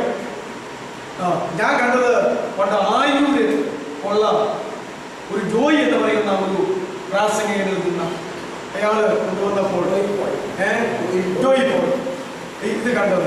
അത് ഞാൻ ആദ്യം കാണുന്നതാണ്. അത് നിങ്ങൾ കണ്ടു നോക്കേണ്ടതാണ്. ഈ ധനവാന്റെ ശവസംസ്കാരവും ഇവരുടെ അവസ്ഥയൊക്കെ അതിനകത്തുണ്ട്. അത് ഞാൻ ഇപ്പോഴും ഓർക്കുന്നു. മഹാപുരോഹിതനും പുരോഹിതന്മാരും ലേവ്യരും ശാസ്ത്രിമാരും പരീക്ഷന്മാരും എല്ലാവരും കൂടെ വന്നു അവരുടെ മേൽനോട്ടത്തിൽ ശവസംസ്കാര ശുശ്രൂഷ ലക്ഷക്കണക്കിന് ആളുകളുടെ മധ്യത്തിൽ നടത്തുന്നത് ഇതിനകത്ത് കണ്ടതാവും നേതൃത്വത്തിലുള്ളതല്ല. എന്നിട്ട് ഉപസംഹാര പ്രസംഗവും ആശീർവാദവും മഹാപുരോഹിതൻ, അതങ്ങനെയാണല്ലോ. അദ്ദേഹത്തിന്റെ ആശംസ വാക്ക് ഇത്രമാത്രം ഈ ലോകത്തിൽ ജീവിക്കുകയും യെരൂശലേം ദേവാലയത്തിനും പള്ളിക്കും പട്ടക്കാർക്കും എല്ലാം ദാനധർമ്മങ്ങളും ഉപകാരങ്ങളും സംഭാവനകളും എല്ലാം കൊടുക്കുകയും ലോകം കൊണ്ട് പ്രശസ്തി ആർജിക്കുകയും ചെയ്ത ഈ ധനവാൻ നിശ്ചയമായും ആനന്ദങ്ങളുടെ പർദീസായിൽ ചെന്ന് വിശ്രമിച്ചിരിക്കുന്നു എന്നുള്ളതിന് യാതൊരു സംശയവുമില്ല. അവനെന്നേക്ക് നിത്യമായി സ്വർഗത്തിൽ വസിക്കട്ടെ, അതിനായിട്ട് ദൈവം അവനെ അനുഗ്രഹിക്കട്ടെ, ആശീർവദിക്കട്ടെ എന്നിങ്ങനെ മഹാപുരോഹിതന്റെ ആശംസകൾ ജനമെല്ലാം ആമേൻ പറഞ്ഞ് ശുശ്രൂഷ അവസാനിച്ചു. ചില കഴിഞ്ഞപ്പോൾ കണ്ടത് ഇവന്റെ ആത്മാവ് ഇവിടെ കിടന്ന് കത്തുക. ഫിലിമിൽ കാണുകയാണ്. അപ്പൊ ഇത് ഞാൻ കണ്ടത് ഇപ്പോഴും ഓർക്കുന്നു. എന്റെ ജീവിതത്തിൽ ആദ്യമായിട്ടാണ് ഞാൻ ഈ ഇത് കാണുന്നത്. ഈ ഫിലിം ഷോ അധികം കാണാൻ പോകാറില്ല. പിന്നെ അപൂർവമായിട്ടൊക്കെ കണ്ടതൊക്കെ പിന്നെ വേറെ യേശുക്രിസ്തുവിന്റെ ജീവചരിത്രം, വേറെ ദയാസാഗർ എന്നൊക്കെ പറഞ്ഞിട്ടുള്ള ഇങ്ങനെയൊക്കെയുള്ള, അല്ലാതെ ഇൻകൂട്ട് ആദ്യം കാണുന്നത്. അപ്പോ ഇതായിരുന്നു സംഭവം. അപ്പൊ ഞാൻ ചോദിക്കട്ടെ, ഇവിടെ വെച്ച് പറയുന്ന ചരമപ്രസംഗങ്ങളും ഇവിടെ വെച്ച് മനുഷ്യർ പറയുന്ന പൊങ്ങച്ചങ്ങളും പൊക്കി പറയുന്ന കാര്യാദികളും ഇവിടെ വെച്ച് ശവസംസ്കാരം നടത്തുന്ന പ്രധാന കാർമ്മികന്റെ ആശംസകളും ആശീർവാദങ്ങളും എല്ലാം ഇനിയും നമുക്ക് ഒരിക്കൽ കേൾക്കാം. ആ വ്യക്തിയെയും കാണാം. ഇവന്മാർ എവിടെയാ കിടക്കുന്നതെന്ന് വെച്ചാൽ ഞാനായാലും നിങ്ങളായാലും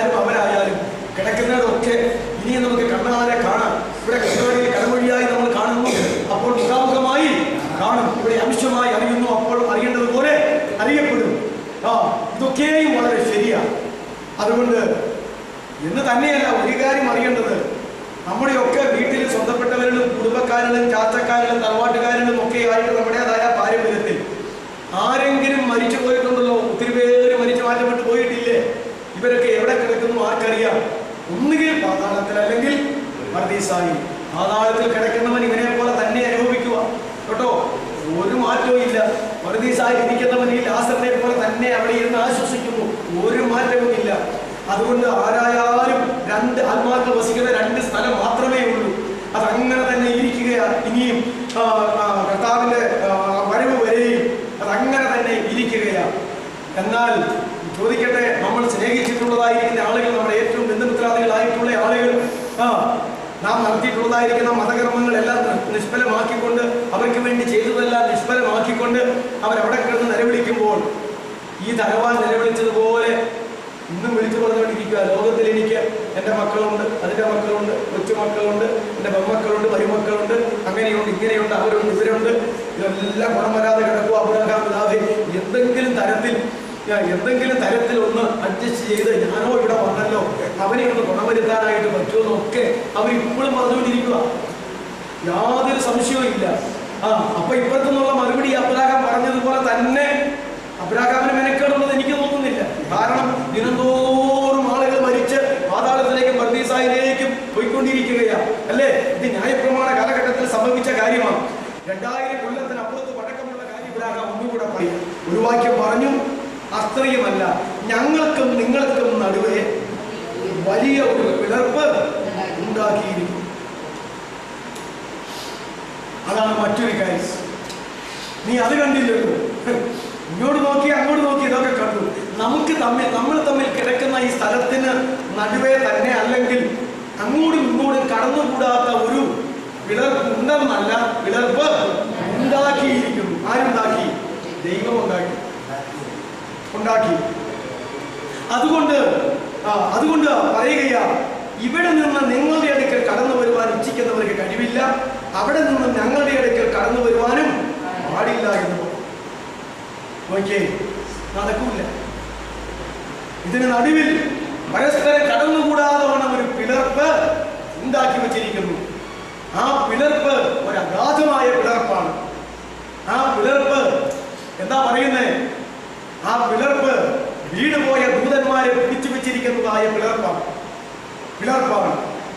അഥവാ പാതാളം എന്നൊക്കെ പറയുന്ന ഒരു സ്ഥലം തന്നെയാണ്.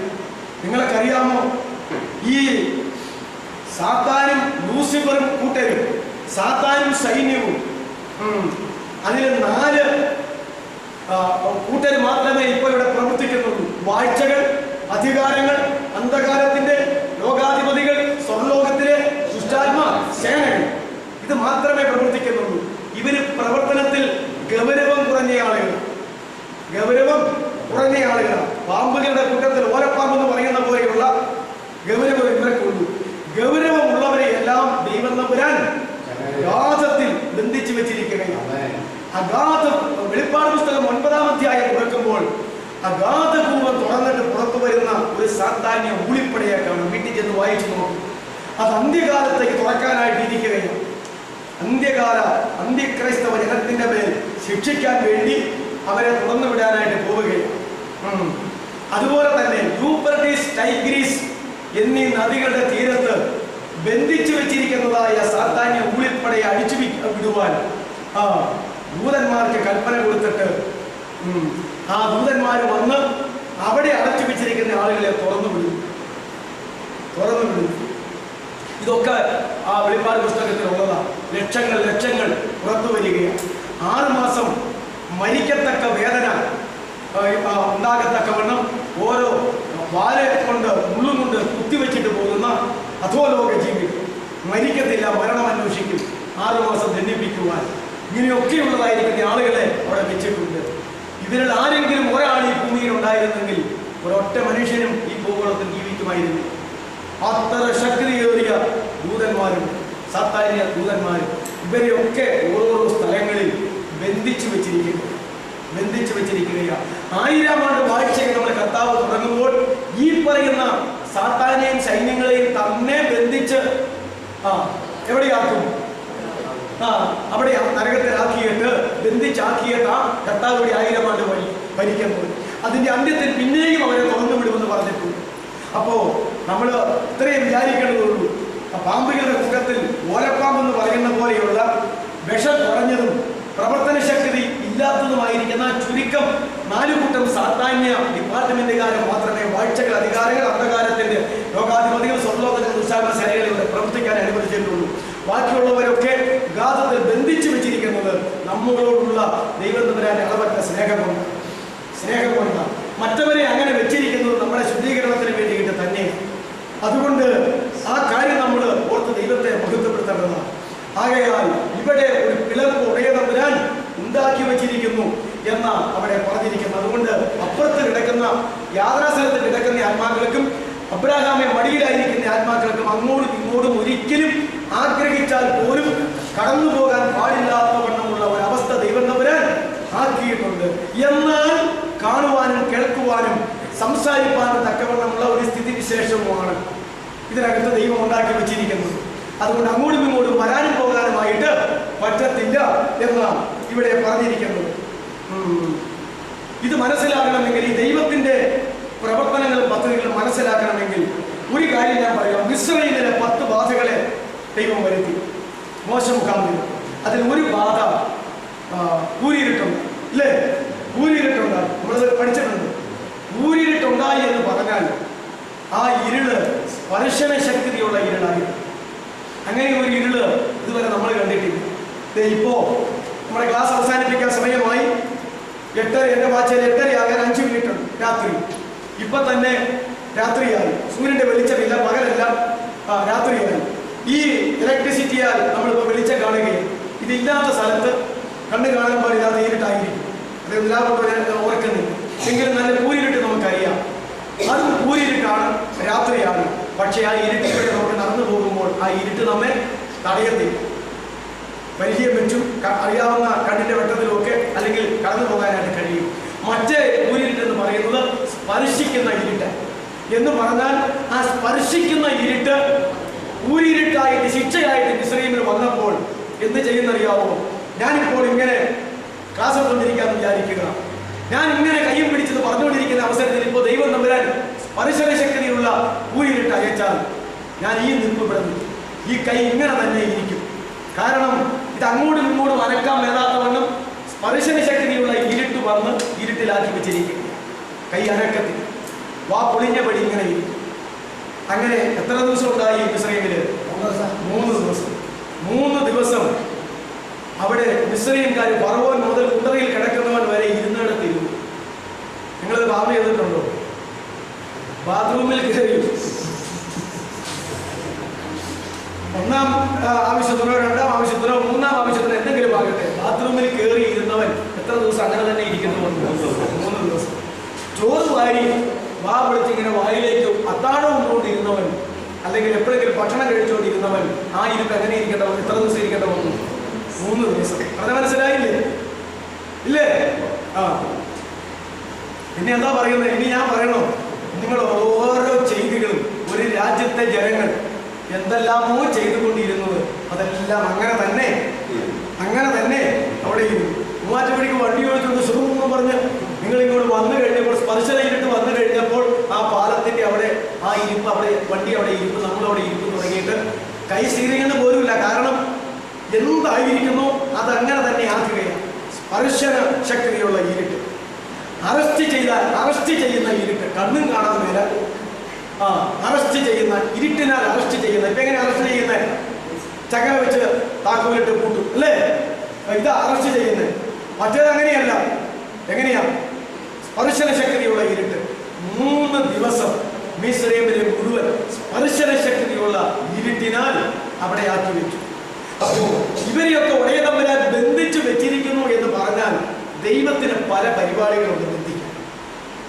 എല്ലാത്തിനെയും അറസ്റ്റ് ചെയ്യുകയോ മുറിയിലിടുകയോ സെൻട്രൽ പണിയുകയോ ചെയ്യേണ്ട നമ്മുടെ ഇപ്പോഴത്തെ രീതിയിലൊന്നും ആരും ചിന്തിച്ച് വിഷമിക്കേണ്ടതില്ല. വെടി 1 2 3 എന്ന് പറഞ്ഞാൽ മതി. ദൈവം പറഞ്ഞാൽ സ്പർശന ശക്തിയുള്ള വെയില് നമുക്കുണ്ടാകും, സ്പർശന ശക്തിയുള്ള മഞ്ഞ് നമുക്കുണ്ടാകും, സ്പർശന ശക്തിയുള്ള ഇരുട്ട് നമുക്കുണ്ടാകും. അങ്ങനെ ബന്ധിച്ചു നിർത്താനായിട്ട് കഴിയും എന്ന് നമ്മൾ മനസ്സിലാക്കണം. ആകയാൽ നമുക്ക്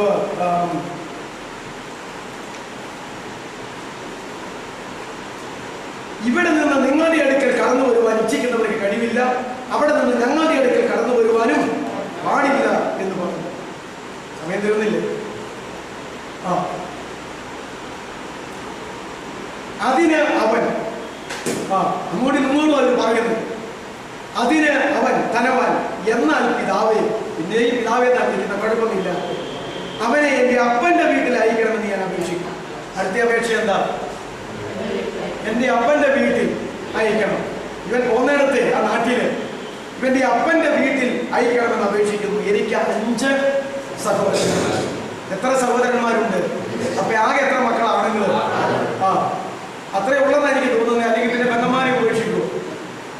ആകെ 5 മക്കളാണെന്ന് എനിക്ക് തോന്നുന്ന ഇവൻ ഈ ധനവാന്റെ വീട്ടിൽ.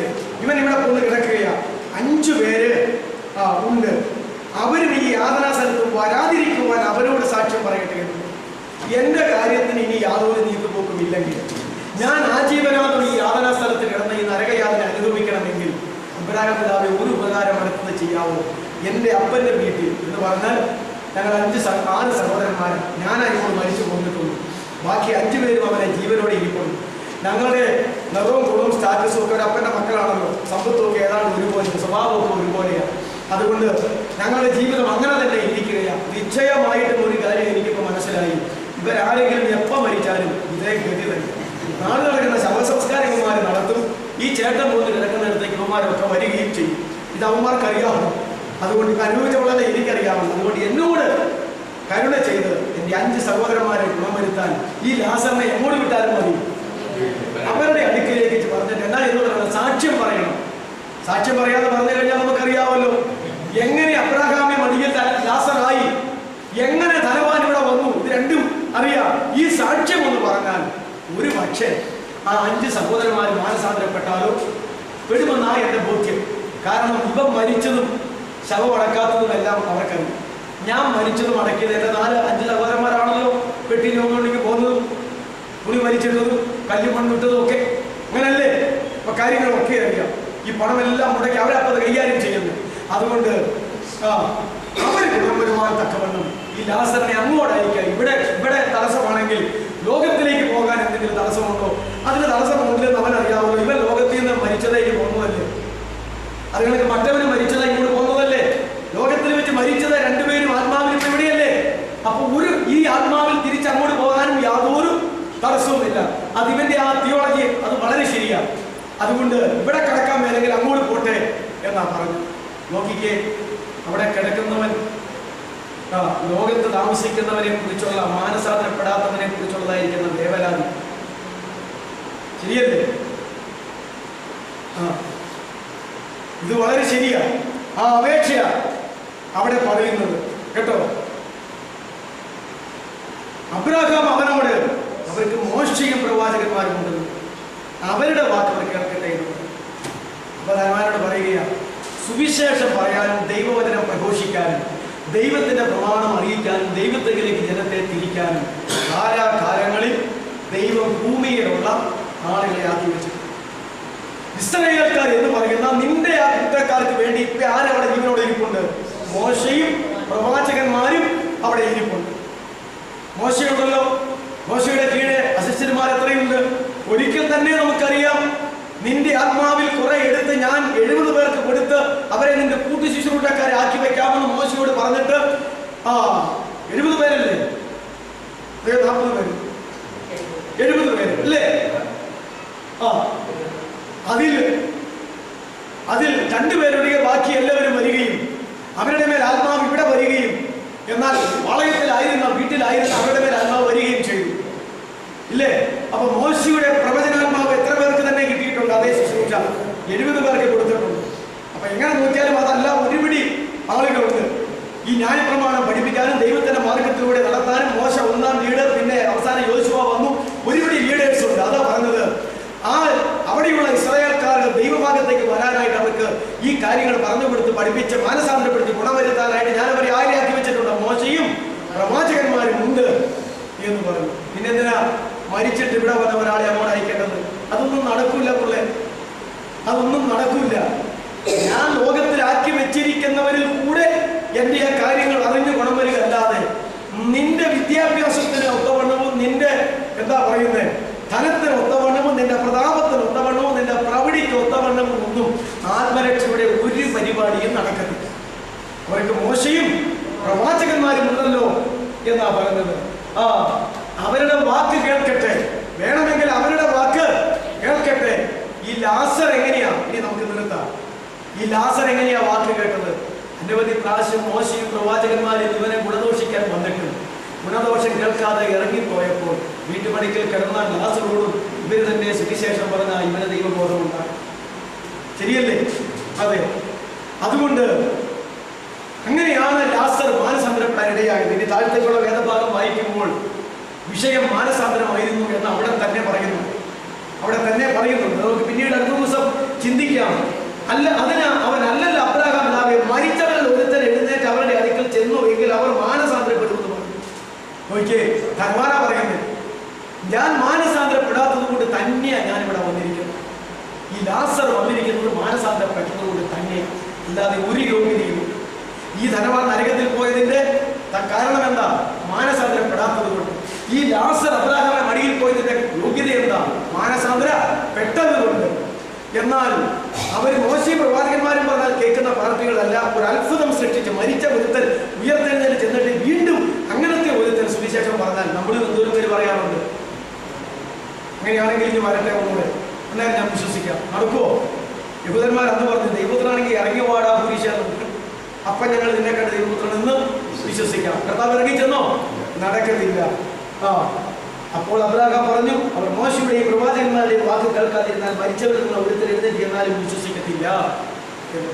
ഇവിടെ നമുക്ക് അവസാനിക്കും. അവസാനത്തിന് 3 വാചകങ്ങൾ ഞാൻ വായിച്ചെത്തിച്ചു എന്ന് മാത്രമേ ഉള്ളൂ. അടുത്ത ദിവസം അതേക്കുറിച്ച് ചിന്തിച്ചിട്ട് മറ്റു വിഷയത്തിലേക്ക് നമുക്ക് കടക്കാം. വളരെ വ്യക്തമായിട്ട് നമ്മുടെ കർത്താവ് പറഞ്ഞിട്ടുള്ളത്. ഇതുപോലെ തന്നെ ഭാവനകൾ കണ്ടിട്ട് മരിച്ച് അതനുഭവിക്കാൻ കഴിയാതെ പോയ മൂഢനായ ധനവാനെ കുറിച്ച് ലൂക്കോസിന്റെ സുവിശേഷം 12-ാം അധ്യായത്തിൽ കർത്താവ് ഒരു ഉപമ പറയുന്നു. അത് ഉപമയാണ്. അത് അടുത്ത ദിവസം നമുക്ക് ഒന്ന് സ്പർശിച്ച് കടന്നു പോകാനായിട്ട് സാധിക്കും.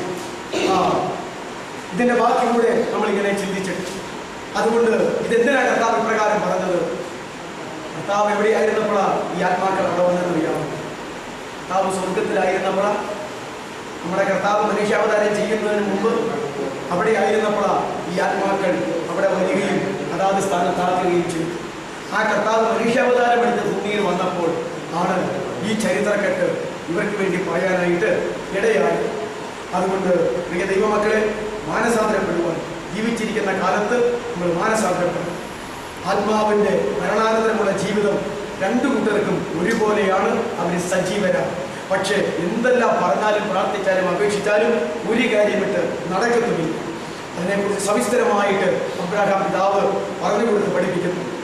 ആകയാൽ ഇതാണ് ഈ ലോക ജീവിതവും മരണവും മരണാനന്തര ജീവിതവും എന്ന വിഷയത്തെക്കുറിച്ച് കർത്താവ് പഠിപ്പിച്ചിരിക്കുന്ന ഏറ്റവും ശ്രേഷ്ഠമായ ഒരു വേദഭാഗം. മറ്റൊരുപിടി വാക്യങ്ങളും സന്ദർഭങ്ങളും വിഷയങ്ങളും വേറെ കിടപ്പുണ്ട്. അതെല്ലാം നമുക്ക് ചിന്തിക്കേണ്ടിയിരിക്കുന്നു. അങ്ങനെ ആ വചനത്തിന്റെ വിഷയത്തിന്റെ പൂർണ്ണതയിലേക്ക് വരുവാൻ ദൈവമായ കർത്താവ് നമ്മെ സഹായിക്കും. നമുക്ക് തലകളെ വണക്കാം, കണ്ണുകളെ അടയ്ക്കാം. നാം ഇന്ന് വരെ മരിച്ചില്ല. അതോടെ തമ്പുരാന്റെ കൃപയാണ്. നമുക്കെല്ലാവർക്കും ദൈവപൈതലായി തീരുവാൻ, രക്ഷിക്കപ്പെടുവാൻ മഹത്തായ ഒരു ഭാഗ്യം ദൈവം കൃപയായി സാധിക്കും.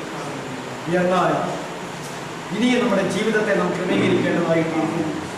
പുതിയ നിയമം പഠിക്കുമ്പോൾ രക്ഷിക്കപ്പെടുക ആത്മീക ജീവിതത്തിൻ്റെ ആരംഭവും ആത്മീകമായി ക്രിസ്തുവോളം വളർന്നവൻ്റെ കാന്താപദവി അലങ്കരിക്കുക എന്നുള്ളത് ആധ്യാത്മിക ജീവിതത്തിൻ്റെ അവസാനത്തെ പടിയുമാകുന്നു എന്ന് പറയുന്നു. നമ്മെക്കുറിച്ച് ആഗ്രഹിക്കുന്ന ആ അനുഭവത്തിലേക്ക് വരുവാൻ ജീവിച്ചിരിക്കുന്ന കാലഘട്ടത്ത് അറിയേണ്ട കാര്യങ്ങൾ അറിഞ്ഞ് ആകേണ്ടതുപോലെ ആയിത്തീരുവാൻ നമുക്ക് നമ്മെ തന്നെ ഏൽപ്പിച്ചു കൊടുക്കാം. ദൈവദാസന്മാർ ആരെങ്കിലും ഒരാൾ പ്രാർത്ഥിച്ചാൽ സാധിക്കും.